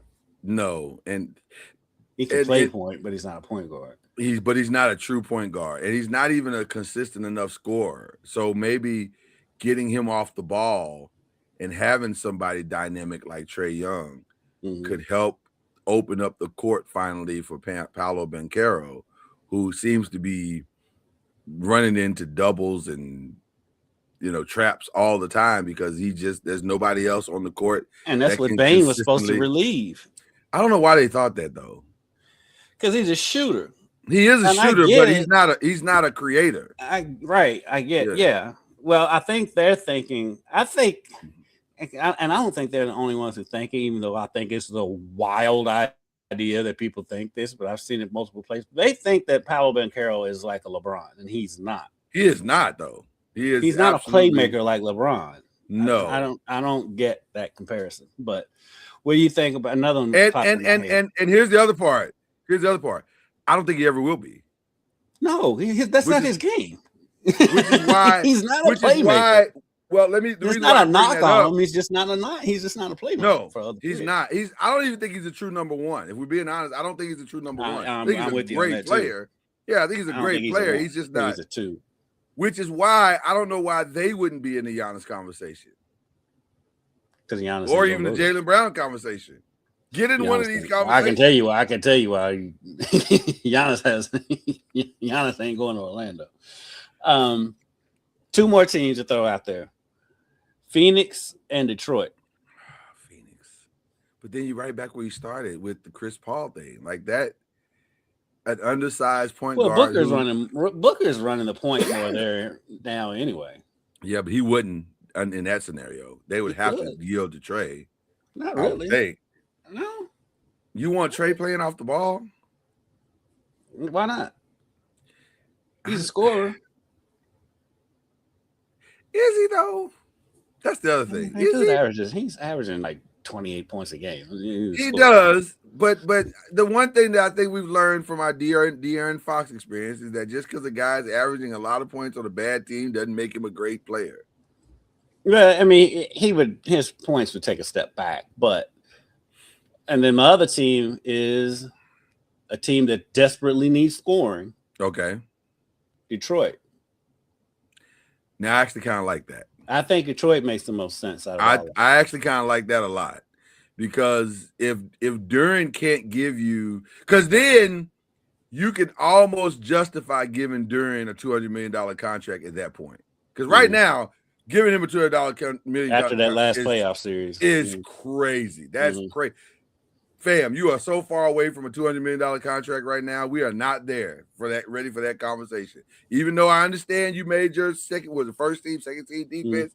I got it. You qualified for it. Get your money, man. All-star. Yeah, get your money. But also, if you're Detroit, if y'all write that check, y'all are more insane than I thought you were. Because he's not a $200 million player yet. Not yet. So well, the thing is, he may not be yet, but his contract is up. His contract is up. So you gotta give him something that he can live with. That's good.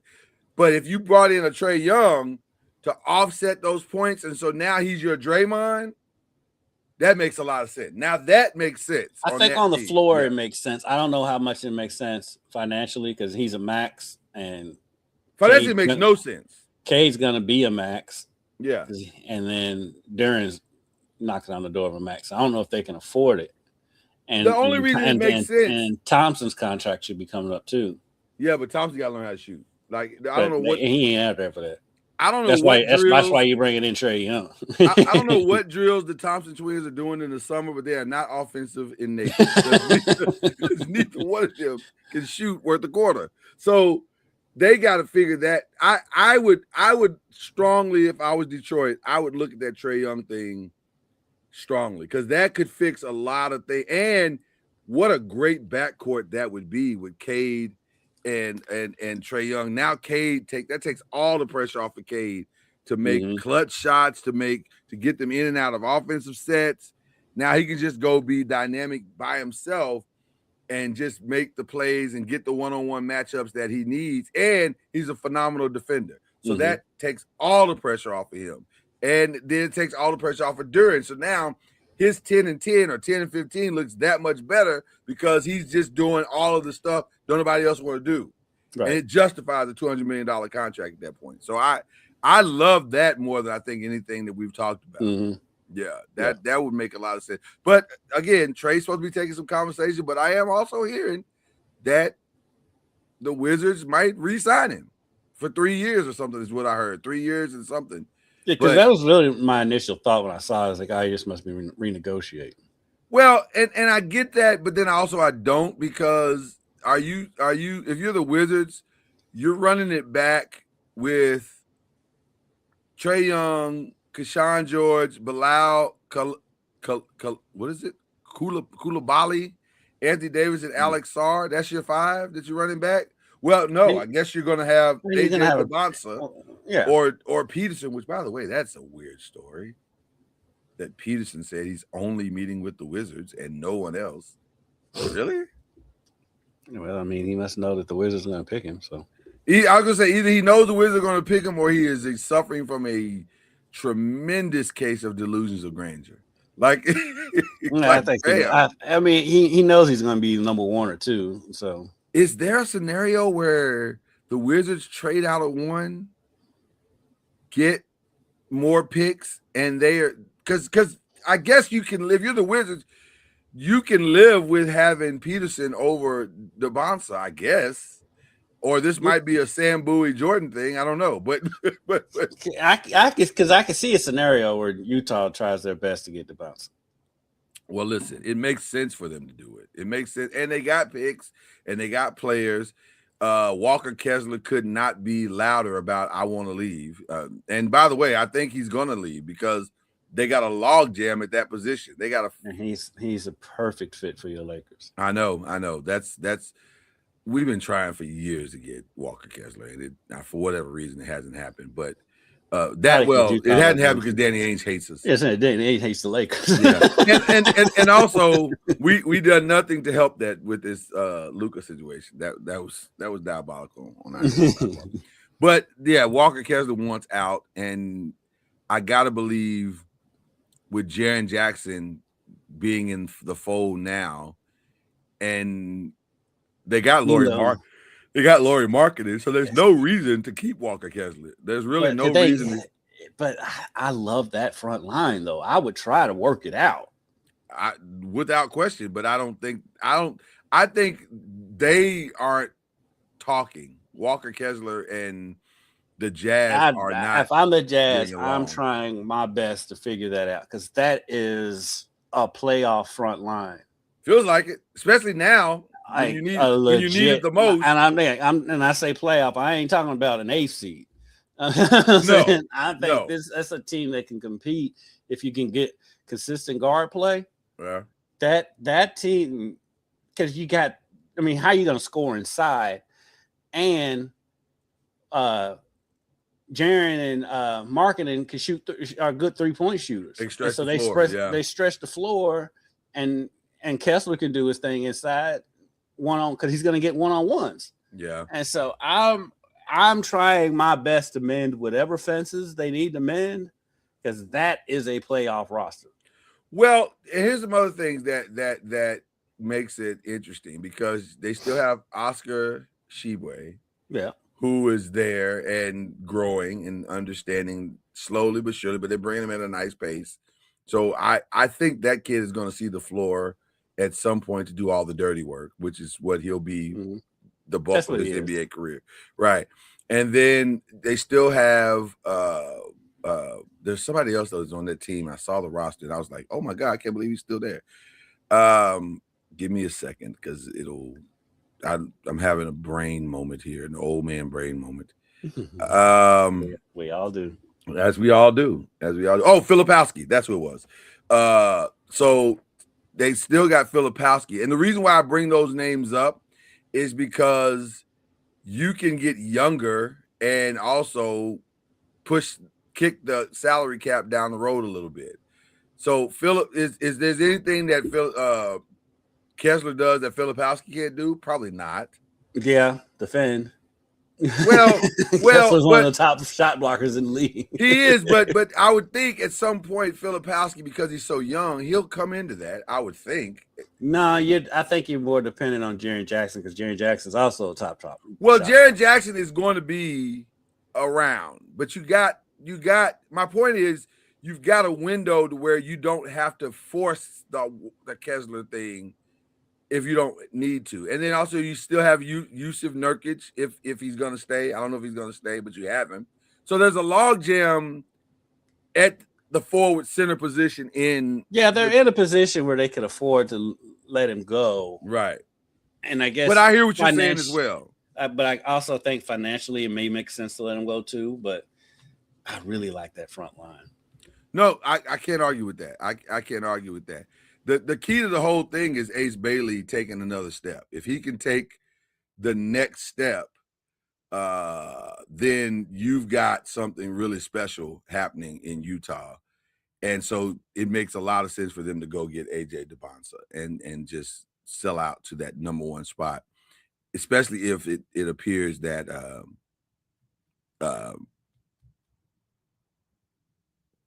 Peterson will be available at the spot that they would trade out. I guess they would do some type of pick flop and then also whatever extra stuff they can get from the Jazz. Jazz got a lot of picks from everybody, so they can get some extra stuff if they need it.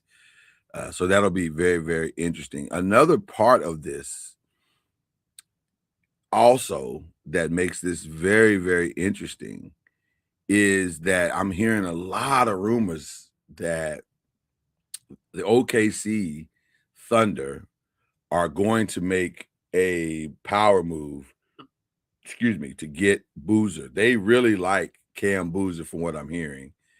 And if that is true, that could also really shift the draft tremendously because I think Cam Boozer, and I've said this all along, Cam Boozer, Darius Acuff, those are my ready to go day one players. My only concern with Boozer is he's slow in his movements. That's the only thing I'm worried about.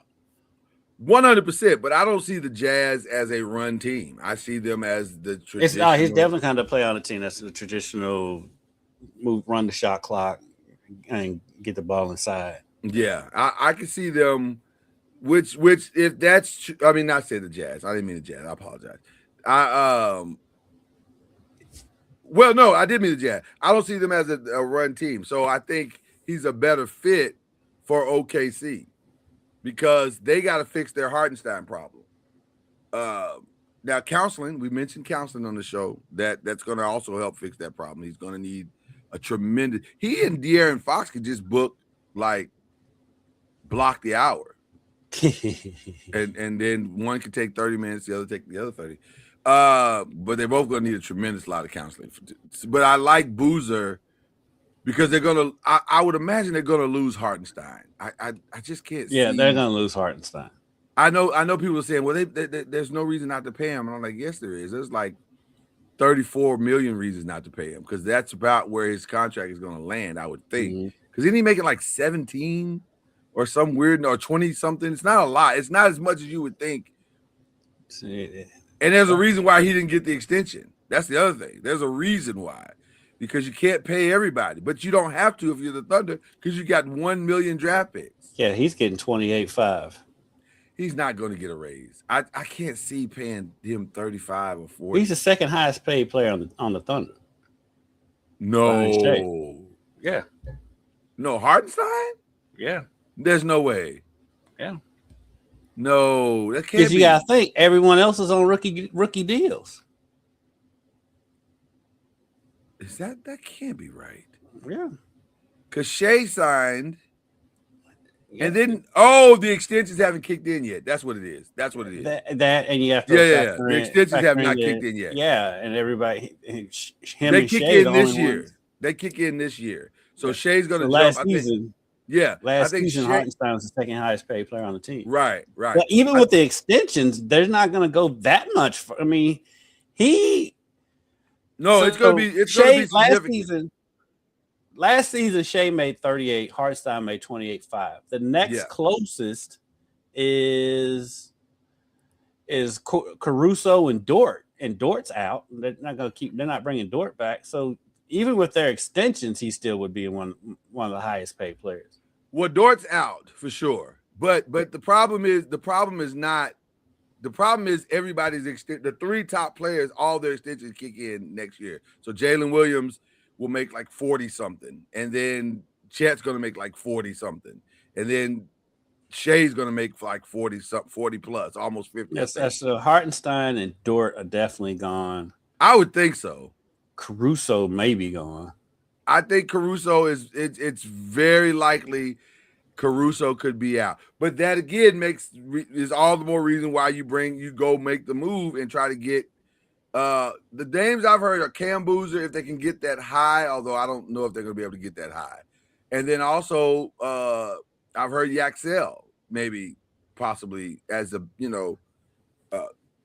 might be able to get him later in the draft. They might be, and so it just depends on how they want to play it. But they got the picks and they got the players to be able to make some kind of move. So I would expect they're going to make a move. I've heard Denver's going to make a move. They got some stuff that they can feel like they can manipulate and work. So you think they bring Murray back? Ooh, wow. I know some fans that don't want him back. There's a lot of people that don't want him back. I've been saying for 2 years now that my move with Murray would be a straight up trade with a very desperate Ja Morant and send Murray to Memphis. Now they have their guy, and you have I think Ja and Jokic together could be special, and it would fix Ja. If the only issue is shooting, because Ja's not that great of a shooter. Playmaking for the both of them, yeah. Well, you got to go put shooters around them. That's the biggest thing. The assist totals between the two of them would be ridiculous. You got to go put shooters around them, because also I'm hearing a lot of they may move on from Aaron Gordon talk, which is crazy to me because his health. Yeah, but man, he's done everything right, and he's gotten better. I ain't gonna lie to you. You see this car that Clyde Frazier's in? I pulled away from it. Let me. Oh God, Clyde Frazier is. Let me tell you something. There has never been a player in the history of basketball that fell in love with the 70s more than Clyde. He is all in on the 70s. He will never. He's never leaving. By the way, he's never leaving. I picture Clive Davis's alarm every morning being Clyde Frazier's alarm every morning being diamond in the back, sun rooftop. That's how he wakes up every morning. Curtis Mayfield. Right. Past 150. That's Clyde Frazier is living his best life, and it is definitely he's wearing bell bottoms while doing it. So listen, he's a wild boy. This parade is crazy. It's a lot of people. The live coverage on First Take is a little over the top. Yeah, that's insane. They got it on ESPN2 as well. Why have this on ESPN2 as if the only NBA a little biased much? Like, what are we doing right now? Right. They've never done this with anybody. Well, they did with Golden State, I think. I don't remember being on ESPN2. I can't remember. I think one of them may have been. NBA TV has always had the parades. They do it every year. But I don't ever remember being on ESPN2. And for it to be simulcast on First Take. Yeah, it's crazy. It's crazy. But, where's Stephen A? Why is he not at the parade? He's in a studio somewhere, because when they show him, it's obviously a set, but it's a set because it has the Empire State Building behind him. But I'm like, well, if he's in New York, then why is he not either at the parade or on the actual set? Maybe he had a scheduling conflict or something. Maybe. And they may have just thrown that picture of the Empire State Building behind him. Yeah. So yeah, it's going to be an interesting next few days. Just real quick, our Giannis coverage. We got to give you some Giannis watch. I don't know now. I have no idea what's happening with Giannis. I don't know. That's day my I hear honest something answer. different. Every time I listen to Levitar, they think that he's going to Miami, but that's normal for that Well, show. but here's the thing: if he was going to Miami, he'd be in Miami. Like this doesn't feel like it's that hard, and the offer can't unless they're going to bring in a third or fourth team. I don't know what else they can offer him than what they've offered him. There's not that many options. I mean, that's just that show. They think yeah. Well, I guess what I'm saying is like I have to believe when they say that Milwaukee has not gotten an offer from Miami that they would be willing to pull the trigger on. That makes sense to me because Miami ain't got nothing.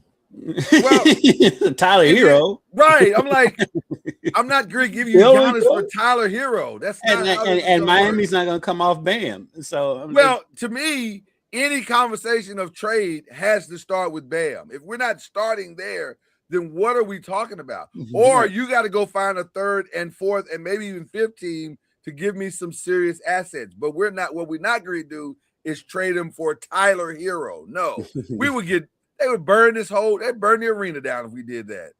They always say, well, the saving grace in that reason why it's somewhat appealing is Tyler's from Wisconsin. But well, then we should definitely do it.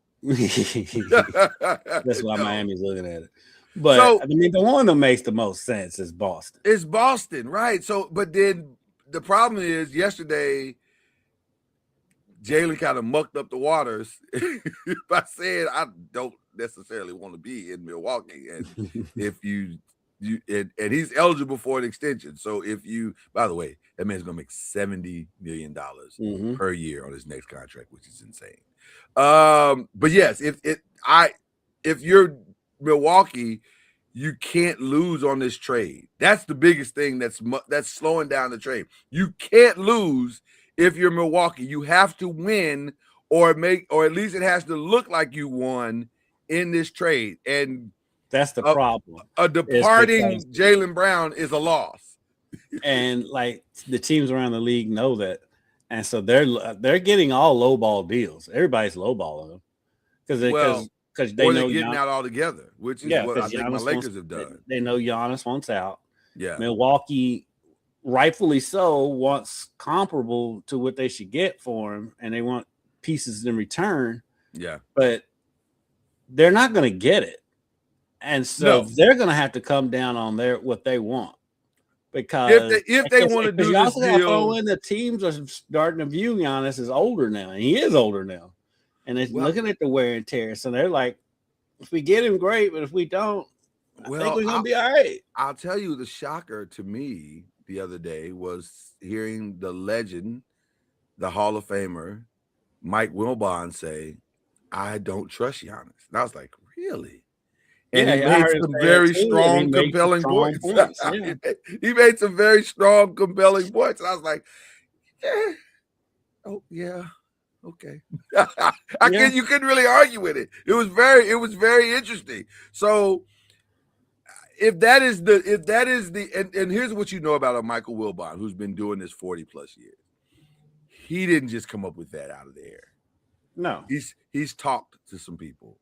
And I think there may be a sentiment out there that maybe the bloom is off the rose, the age, the injury, the ironically on First Take it's coming up right now.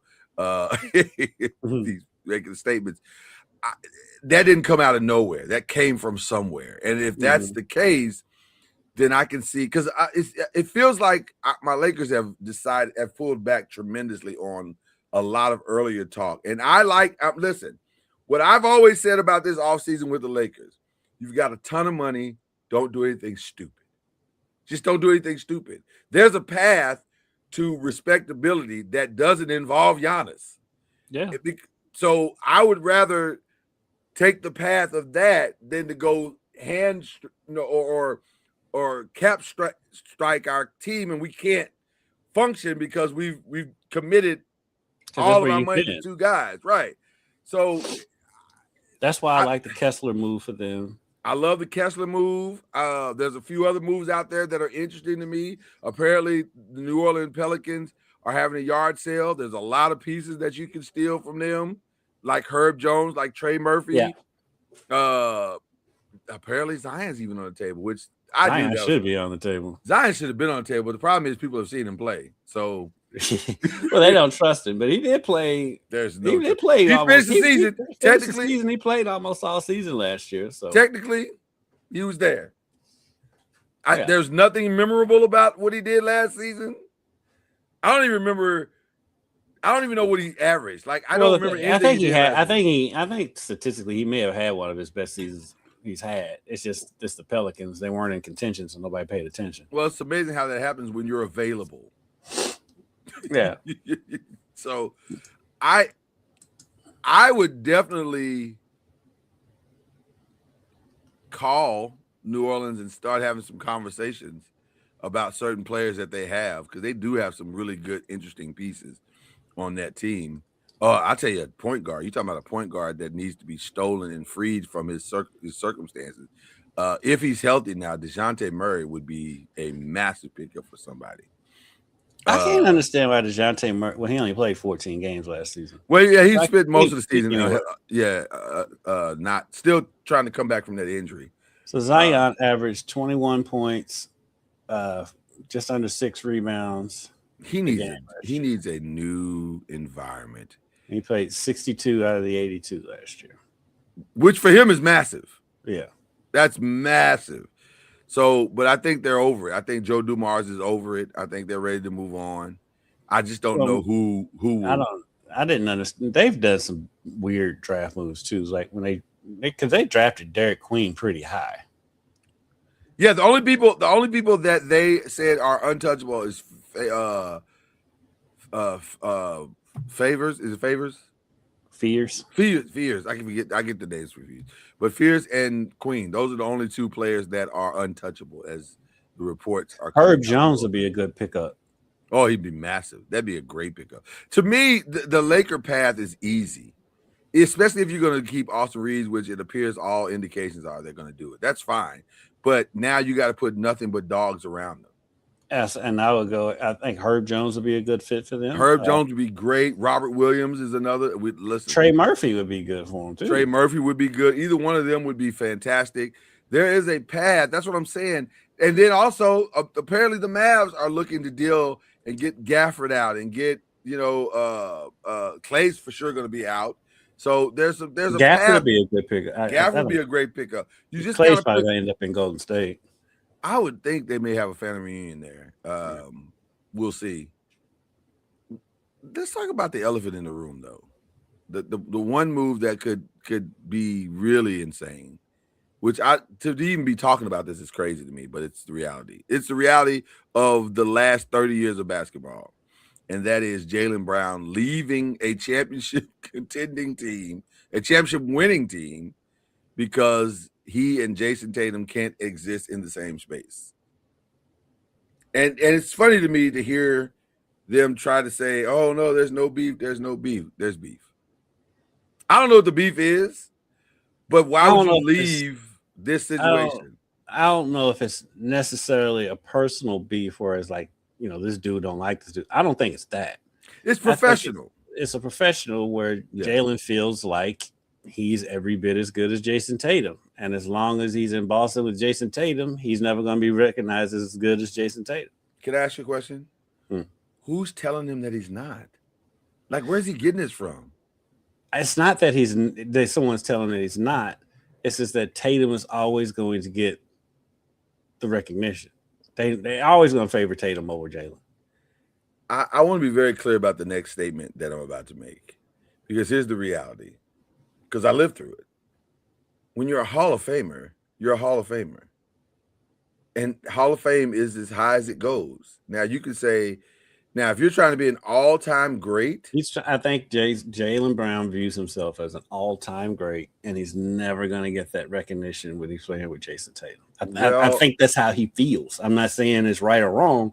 I'm saying that's just the vibe I get off of it. And what I would say to Jaylen is be careful what you ask for.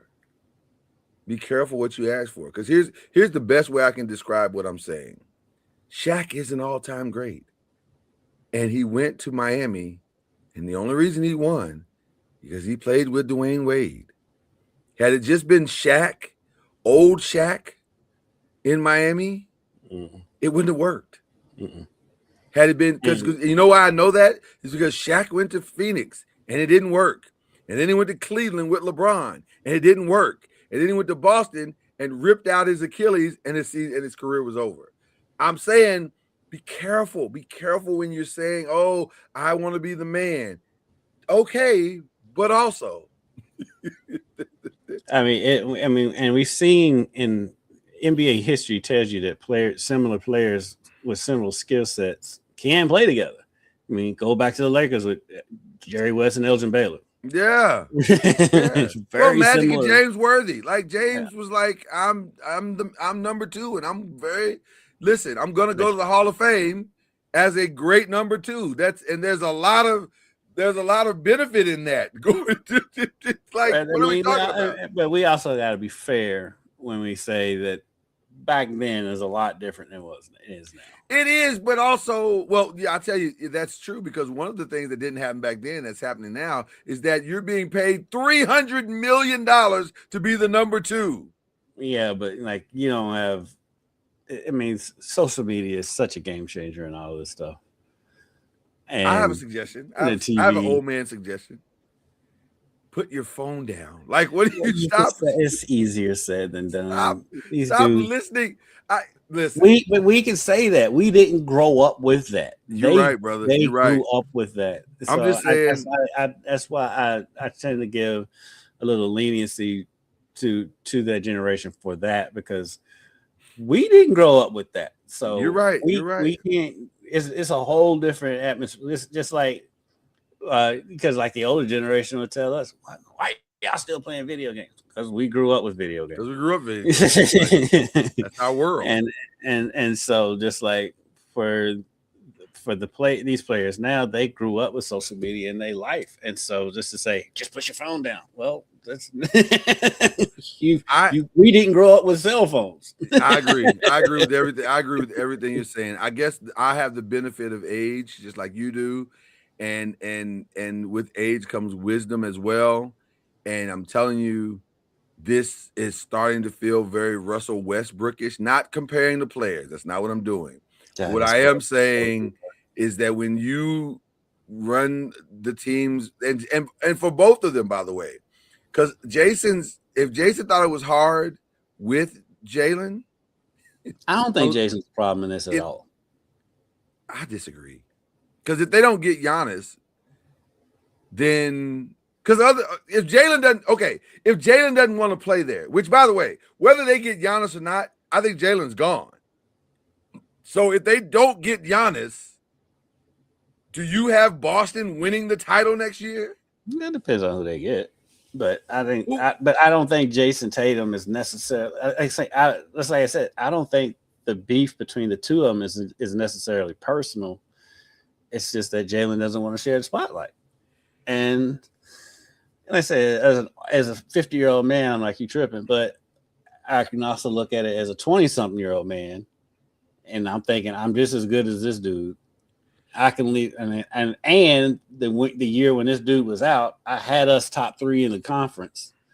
I can see where the man's coming from. I really can. I can see it. I just think it's listen. Everybody thinks grass gets greener. Everybody thinks grass gets greener on the other side. It's just grass. But we've seen it. It's like. Okay. People want to immortalize Kobe and act like Kobe walked on water. Kobe had his moments, but Kobe asked to be traded from 100%. And that's one of the reasons why. That's one of the reasons why I say this sounds better in your head than the reality is, because Laker fans, we lived through the reality of Shaq leaving.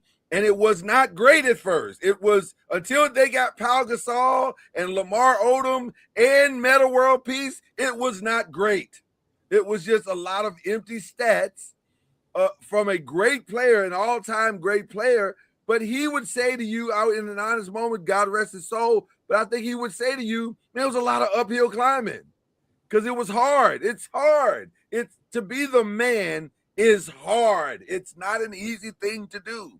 And when you're the highest paid player on your team, it's even harder because they ain't got money to be going to get other great players. And it's even harder now because there's a thing called the second apron, which James Dolan has already said, some of these people, they better enjoy this parade because they ain't coming back. So it's hard. It's really, really hard. And I think you can get blinded by the egotistical aspect of this desire to be great and miss all of the other aspects that are important, like, I don't know, money. I don't know. 50, Lloyd. I know, man. I know. That's the benefit of being older, man. You've seen it already. And plus, I mean, let's be honest. We ain't never been as good at our job as Jaylen Brown is as good as his. And so you're good. You're a Hall of Famer, brother. You're a Hall of Famer. I don't know. He ain't a Hall of Famer yet. He's not officially. Not officially. Let's be honest. The Basketball Hall of Fame. He's gonna make the Hall of Fame. He's for sure gonna make the Hall of Fame. I just think, listen, you can do the Jaylen. You can do whatever. You're a grown man. You can do whatever you want to do. If this is the route that you want to go, you have that right. The thing is, if it works out for him, well, okay. So let's talk about that. Let's talk about that. Where will it work out for him? That's the question. Because the names I've heard so far, I'm a little shocked, to be honest with you. The names that the people that are going to go after him, I've heard Golden State, which makes all the sense in the world, because that is, to me, that makes the most sense, because guess what? They don't have a plan B right now. They don't have a post-Steph plan. They don't, right. So that makes the most sense to me. Now, are they prepared to do all of the things that it takes to get him? I don't know. That's I don't even know that. What do they have to? Are they prepared to do them? Yes. Do they have the tools to do it? No. Well, they got to give up They got to F them picks, which has been a theory of mine for the last 2 or 3 days now. That's been my theory on 2K. Yeah, F them picks. It's over. Get the picks. You don't need them. So I'd give up every pick we had for the next 4 or 5 years.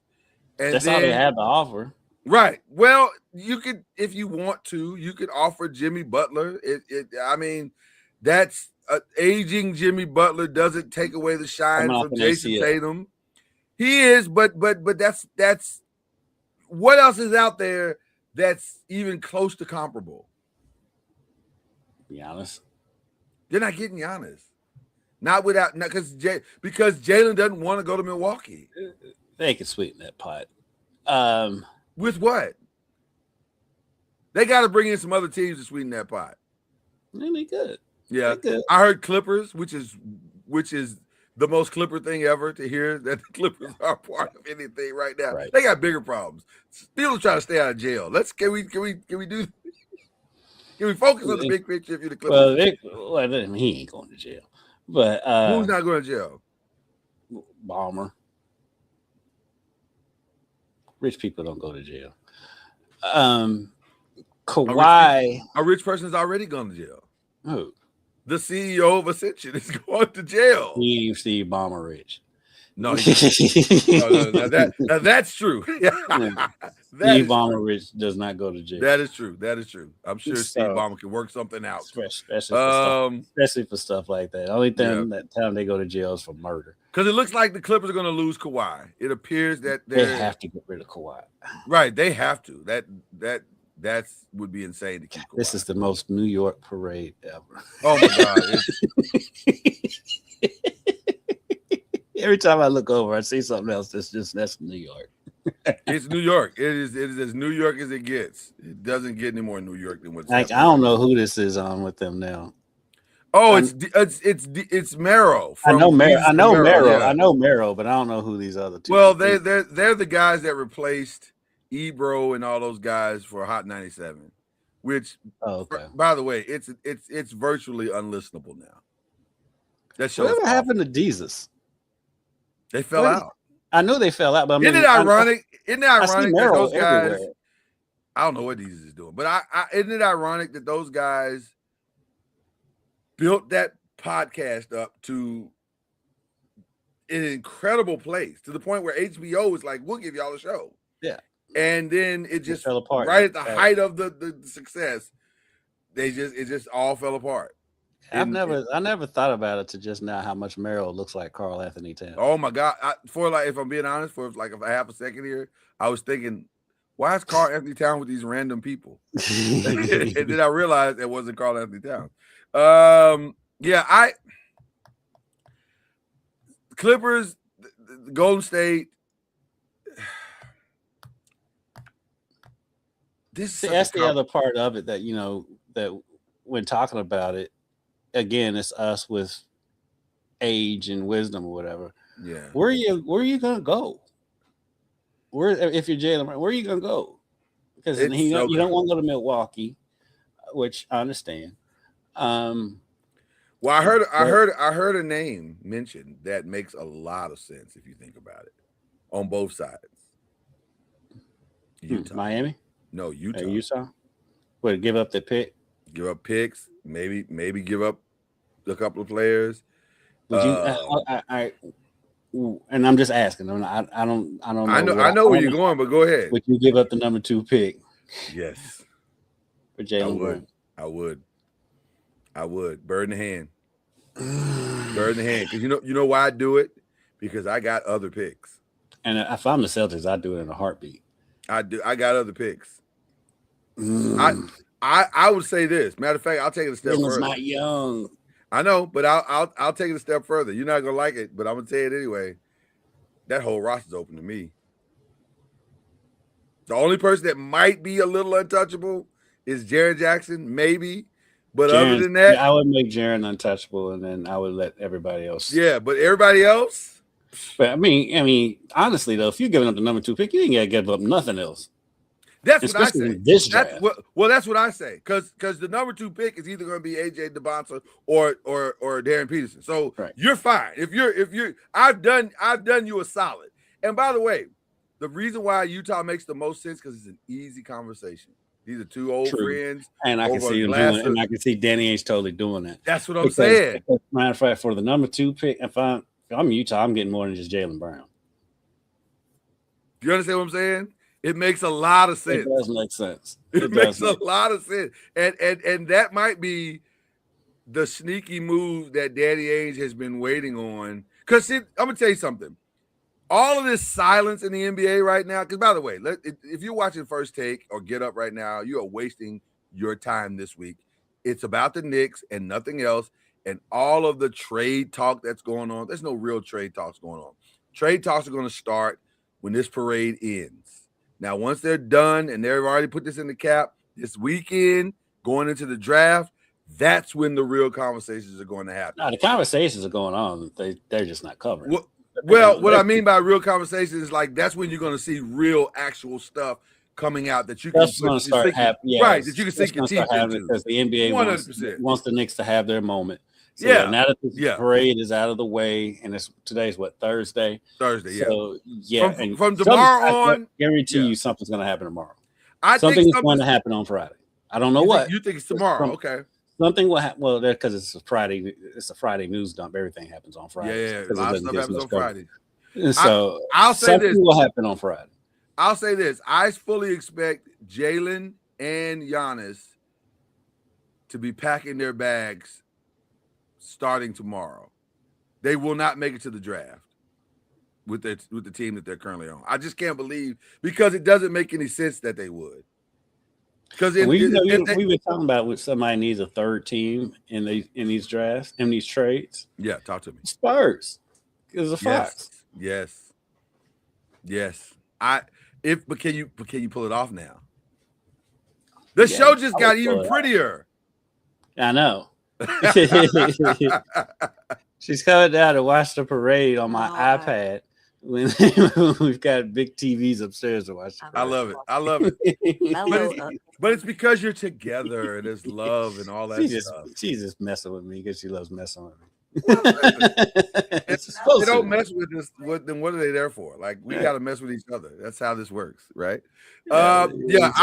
He's off this week too. So I'll tell you why the Spurs makes a lot of sense, because they also have picks. So you can throw some of their picks, and they have picks that aren't even their own. I think the Spurs and the Thunder are going to be more active than 100%. For teams that were in the 100%. I will say this. I've been talking to all my Laker friends, and we're a little delusional at times, but not always wrong. You're not usually as delusional. I don't have time for that because I've lived through too much, and I don't have time to believe all of the you've got enough delusion with your Giants that you can't spread it around. Listen, and the delusion. Let me tell you something. The Knicks have made it 10 times worse on the Giants because there now is ridiculous expectation of the Giants season, which I'm like, guys, can we just get better? We've been bad for a long time. Better should be the goal. Super Bowl is crazy, especially with that monster that the Rams have over there right now. I'm the most excited I've been about my Cowboys in years, and I am like, they ain't doing nothing. Yeah, let's just get better. But we just gotta hope the Rams get upset. Right, or something happens. Yeah, there is a thing that's happening that is interesting to me. I was offered this reality, and I said, I will pay attention to that. Jokic has not signed his extension. Mm-hmm. That is interesting to me because there's no logical reason why he wouldn't sign his extension. Jokic is going to make $70 million a year if he wants it. No, he may be making more than that. Like whatever the cap is, whatever the max amount you can pay a guy, that's his salary. Jokic could throw a monkey wrench into the whole offseason. I have a sneaking suspicion. And here's the thing also that was offered to me. And to me, it's the best thing that tells me the Lakers are. It makes sense. I already know. It makes sense. Well, here's the thing that made the most sense to me. The Lakers, for the first time in a long time, have said nothing. Mm-hmm. There's been no leaks. There's been no conversations. There has been no mentions on any platforms other than Magic trying to stir something up about LeBron the other day. But for the most part, there's been nothing out of the Lakers, which is refreshing because that's one of the big things I used to hate about the Lakers. Like, why y'all got to talk about it? Shut up. You feel my pain with the Cowboys. Right. Shut up. And we're both having the same feeling like, oh, things have been quiet lately.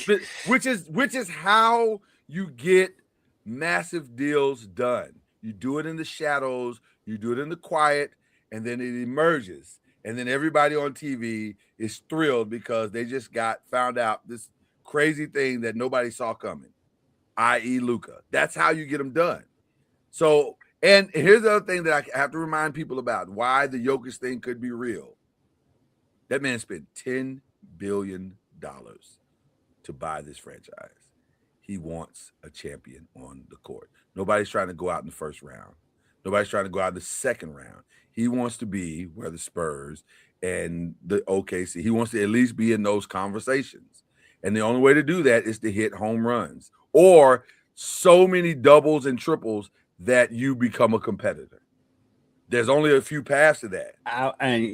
Because I hadn't thought about if the Lakers can pull that off.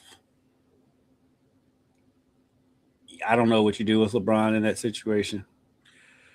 I think at that point, unless LeBron is willing to take a massive pay cut, which, by the way, the part that nobody talks about on these podcasts or on TV about the LeBron situation, that man got a wife who has followed him around for the last 25 years.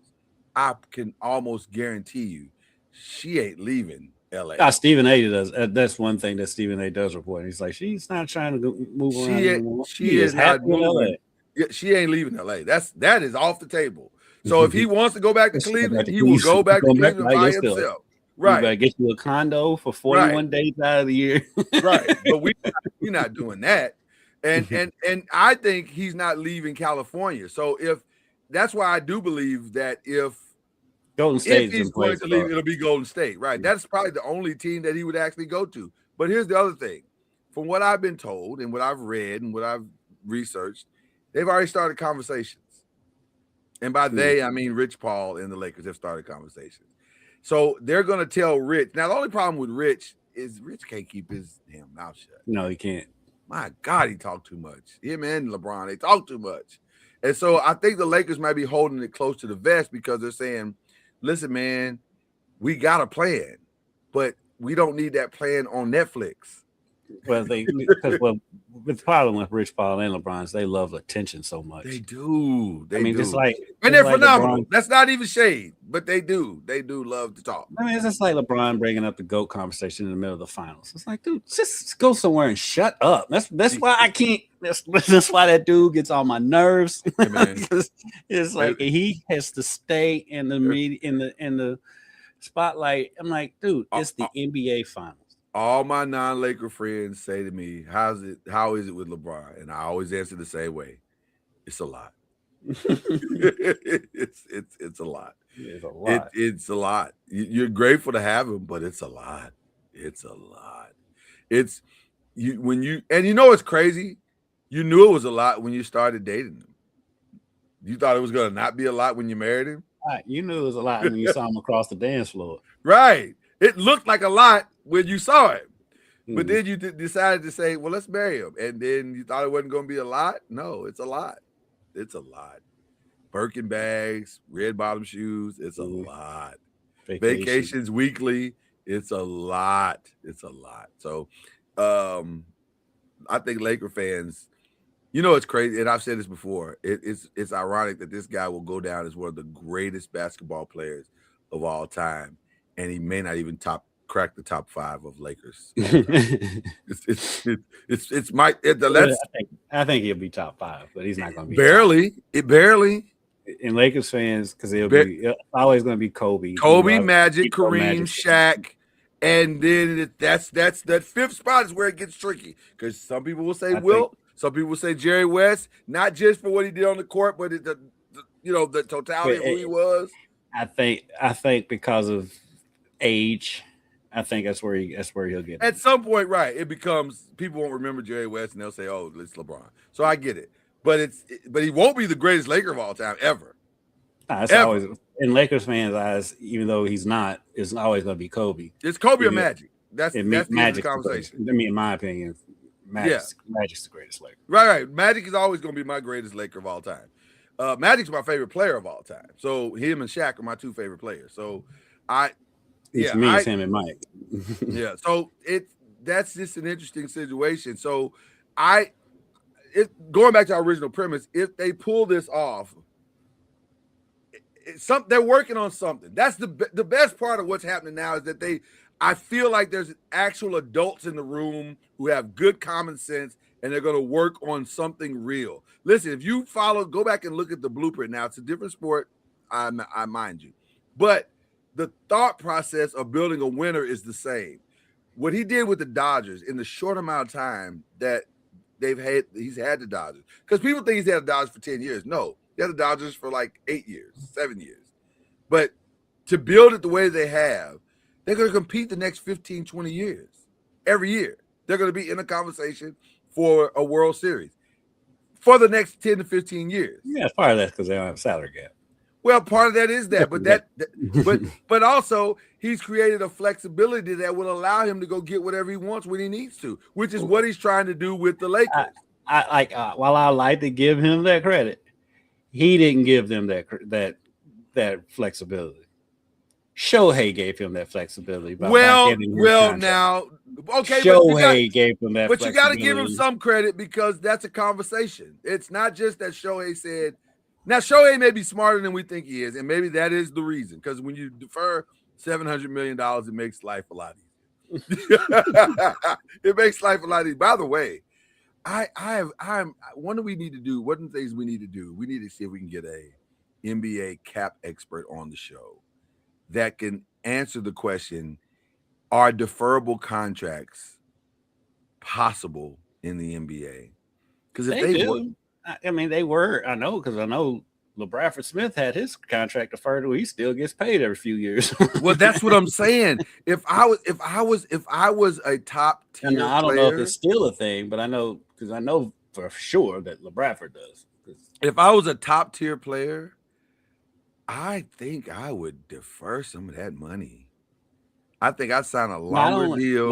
Not only for team purposes and team building purposes, but for your own future. How cool would it be to be able to get a contract when you're in your I have 50s. a Bobby Bonilla day every year. Yeah, and it's sick and it's significant. Like it's 10, 15, 20 million dollars just hit your bank account on a random July 1st. So I think I would look into some deferment money and see if that's a possibility. Like that might be how LeBron ends up with this next contract. Maybe he says I'll sign a 5-year deal, but I'll defer the 4 outside a 10-year deal and just pay me out for the next 10 years. Yep. Like there's ways to do this, I guess is the thing. But I feel like we're gonna see some fireworks starting next week. We're gonna see some real fireworks. And the offseason is gonna be crazy. Especially now that people have the blueprint to beat OKC and possibly have the blueprint to at least make it interesting against the Spurs and beat the Spurs for at least the next 3 years. I think they got more of a blueprint to beat the Spurs than OKC. OKC just got injuries. Jalen Williams. You think it was just injuries? Your second best player out? Yeah. Because Chet disappeared. Like completely. Chet just, but if Jalen's there, that takes that pressure off of him. Well, it's going to be interesting. I'm excited about the offseason. I really am. It's going to be fun. Okay. Too. All right. What else we got? This Brendan, we'll get into some other ish right now, which is why we call, the segment some other quick ish. This Brendan Sorsby thing is insane.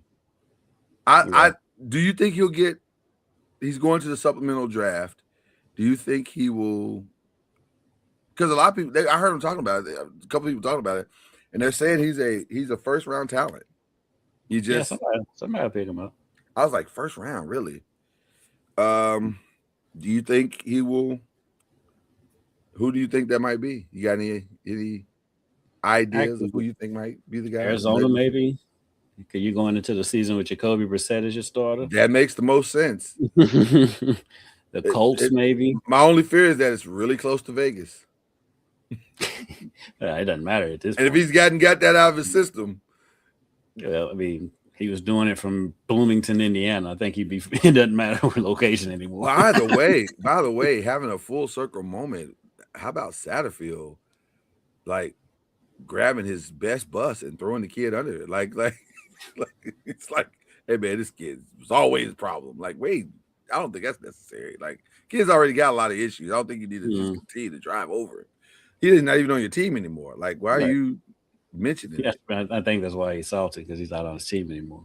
Well, get over it. Build a bridge, get over it. I think he'll get picked up too. I hadn't thought about Arizona, but Arizona makes the most sense because if he is as good as many say that he is, he can actually have that spot. But is Arizona? Is that where Miami's quarterback went though? He is technically. Yeah. I think Carson's there technically, but Cleveland's always in the running. Are they going to choose finance or future? Your gut. What's your gut telling you about that situation? Finance or future? Because the only reason to start Deshaun Watson is because you're paying him that much money, and you don't want to waste the money. That's why I think they'll choose finance. Really? Or the Jets. The Jets are always in the running. They'll open the season with finance. Pittsburgh's in the running. Pittsburgh should be in the running. Mm-hmm. Because Jesus, what are y'all doing over there? I don't know. I get the sense that, because to me that doesn't make sense with Cleveland. If they're playing, because everything I'm hearing out of Cleveland right now is that they're pretty even, and if they are even, then why are you mucking around with Deshaun Watson? Move on. They can't get rid of him and they're paying him. Well, it's his last year, so move on. You blew it. So admit, you know what? You can't keep making the same mistake over and over and over again. That just seems dumb. Like, you made it. You blew it. Like, okay, I cheated, right? It's over. Now we got to move on. Because it doesn't make sense to keep reliving this moment. And it feels like putting him back out there when he wasn't good the last time you saw him. Let me ask you a question. Have you gotten faster in the last 2 years of your life? I'm also 50. I haven't been working out like he has either. Well, he hadn't been working out either. Like he just started working out again this past year. So I'm saying, I can't imagine. I don't see it, but this is Cleveland we're talking about. It's Cleveland. That's the problem with what we're talking about. This is the most Cleveland thing ever. Mm-hmm. This is as Cleveland as it gets. I just think you got to move on. They said I've heard so many people out of that I trust. Like there's some reporters in Cleveland that are just a hot mess, but the ones that I trust, they are all saying Shedeur is the first person there. He's the last person to leave. He's done all the work. The community loves him. He's doing all the things. The team loves him. The receivers love him. They talk about him glowingly. What else do you have to do? Like, I don't understand why this is so hard. Deshaun is the opposite of that. He just realized that there is a community in the last year because his job is on the line. I get it, but can we just move on? Listen, you can keep mucking around with your old ex thinking that it's going to work out, but it's probably not. There's a reason why she's your ex. It's a reason why she's your ex.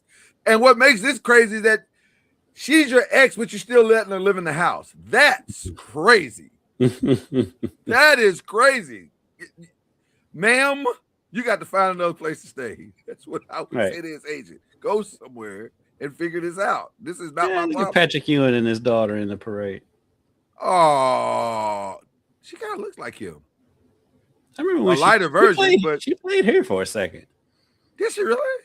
I think so. Wow. Okay. Shout out to Patrick Ewing. By the way, who's the greatest Knick now? Is it still Patrick Ewing? It hadn't been Patrick Ewing. I mean, Knicks fans will tell you Clyde. Well, old Knicks fans will tell you that. Young Knicks fans tell you that. I don't know if younger Knicks fans. I don't know if our generation would say Clyde. A lot of us didn't see Clyde play. But like it's been passed down. Yeah, it has been passed down. I agree with that. I would have said Pat is the greatest Knick. There's some that would say Carmelo's the greatest Knick, which I don't know why I don't know how you say that, but there's nobody born with a 19 in an age. Right. For sure, it's a 20 base comment. For sure. Maybe the greatest Knicks scorer though. I'll give him that. I'll definitely give him that. Although Jalen has made a strong case. Jalen right now though is the king of New York, and it's not close. Yep. That man will never pay for anything in that city again. His rent. Nobody on that roster will. Yeah, his mortgage might be free now. He and OG can eat anywhere they want. It's just a call. Mm-hmm. It's just a phone call now. It's just a phone call. They can show up. They don't even got to call. They can just show up. Chef's choice. Whatever the chef wants to make, that's what we're eating. Mm-hmm. So it's good. It's a good time in New York for them. Okay. Rashid Rice is out. Yeah. You know what's crazy about that situation? That man went in as the best wide receiver that the Chiefs have, and he has come out as the best wide receiver that the Chiefs have. Their situation has not changed in any way, form, or fashion. They are stuck. Like they don't have any other. I take that back. They do have options that they're not pursuing. Because I'm hearing Stephon Diggs may end up in Washington on the Commanders, his hometown team, which makes a lot of sense. Mm-hmm. Makes a lot of sense, but I don't know. Wouldn't it be the most Chief thing to do is for them to take Brandon Ayuk? and all of a sudden his career just takes off again. And you're like, Jesus, these guys. So anyway, he's out. Do you have any problem with your boy showing up not playing? No concerns. He showed up. Overblown story. I say he showed up. He didn't play. He was out there. Yeah, he was. They showed a video of him. He was out there. Well, he went through some drills, but he wasn't like deeply entrenched. Which I mean, he's diving on I saw him diving on the ground for balls. So maybe some of my reports that I'm hearing are different because they're trying to force this narrative that's not there. And that's actually the point I was trying to make.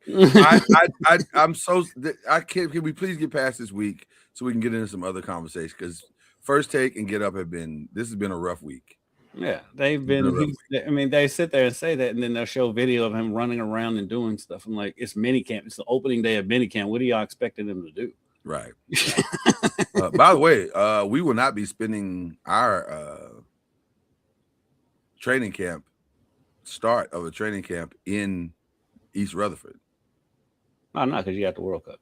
You got the World Cup, so we're going to West Virginia. That makes sense. It's close. West Virginia makes sense to you? It's close. There's a lot of places close. Everywhere else has the World Cup. Boston, Philly, Washington, they all got the World Cup. Well, we're going to West Virginia. Some little place in West Virginia. I don't even remember the name of the place, but it's supposed to be nice. So it'll keep y'all out of trouble. Well, maybe, hopefully. We need to stay out of trouble. We definitely need to stay out of trouble. Man, the WNBA has been kind of, I don't want to say ratchet. Ratchet's not the right word, but it's prickly. Miles is balling, though. Let me tell you something, man. Hold on. Okay.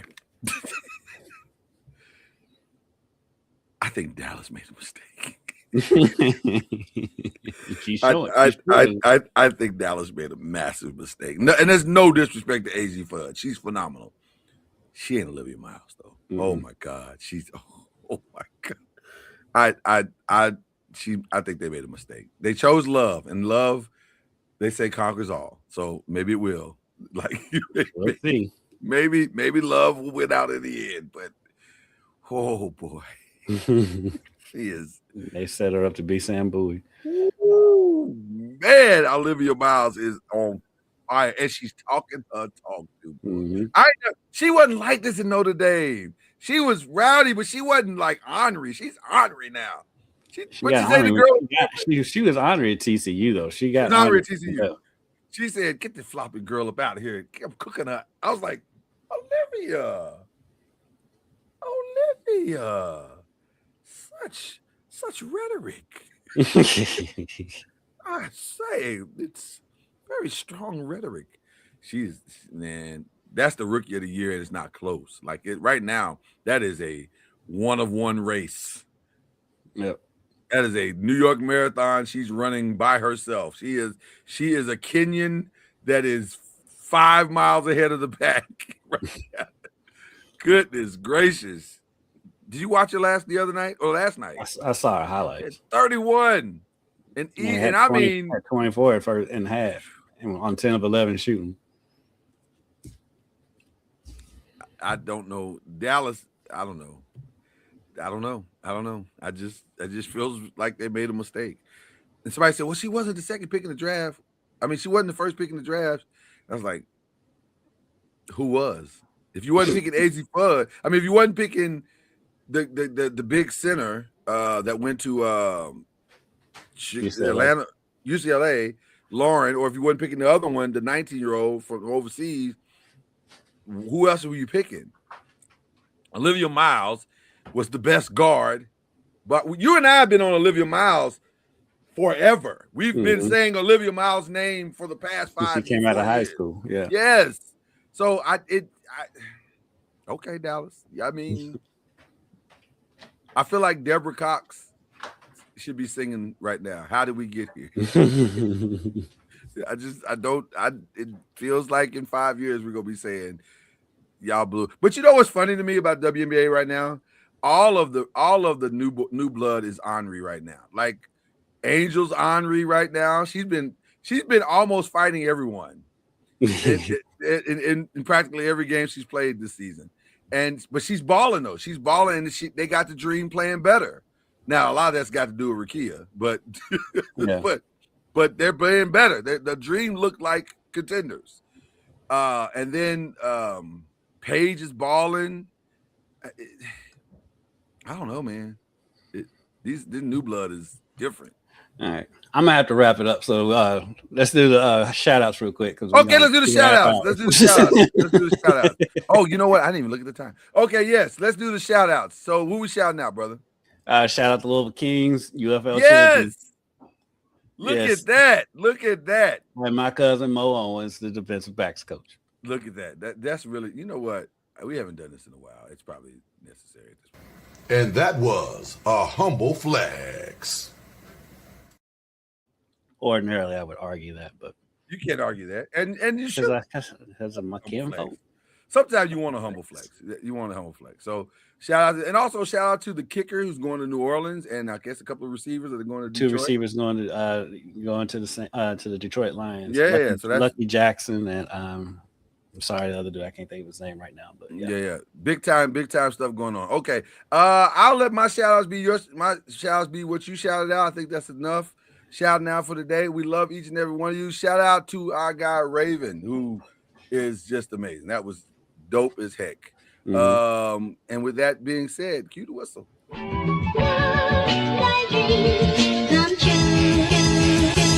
Love,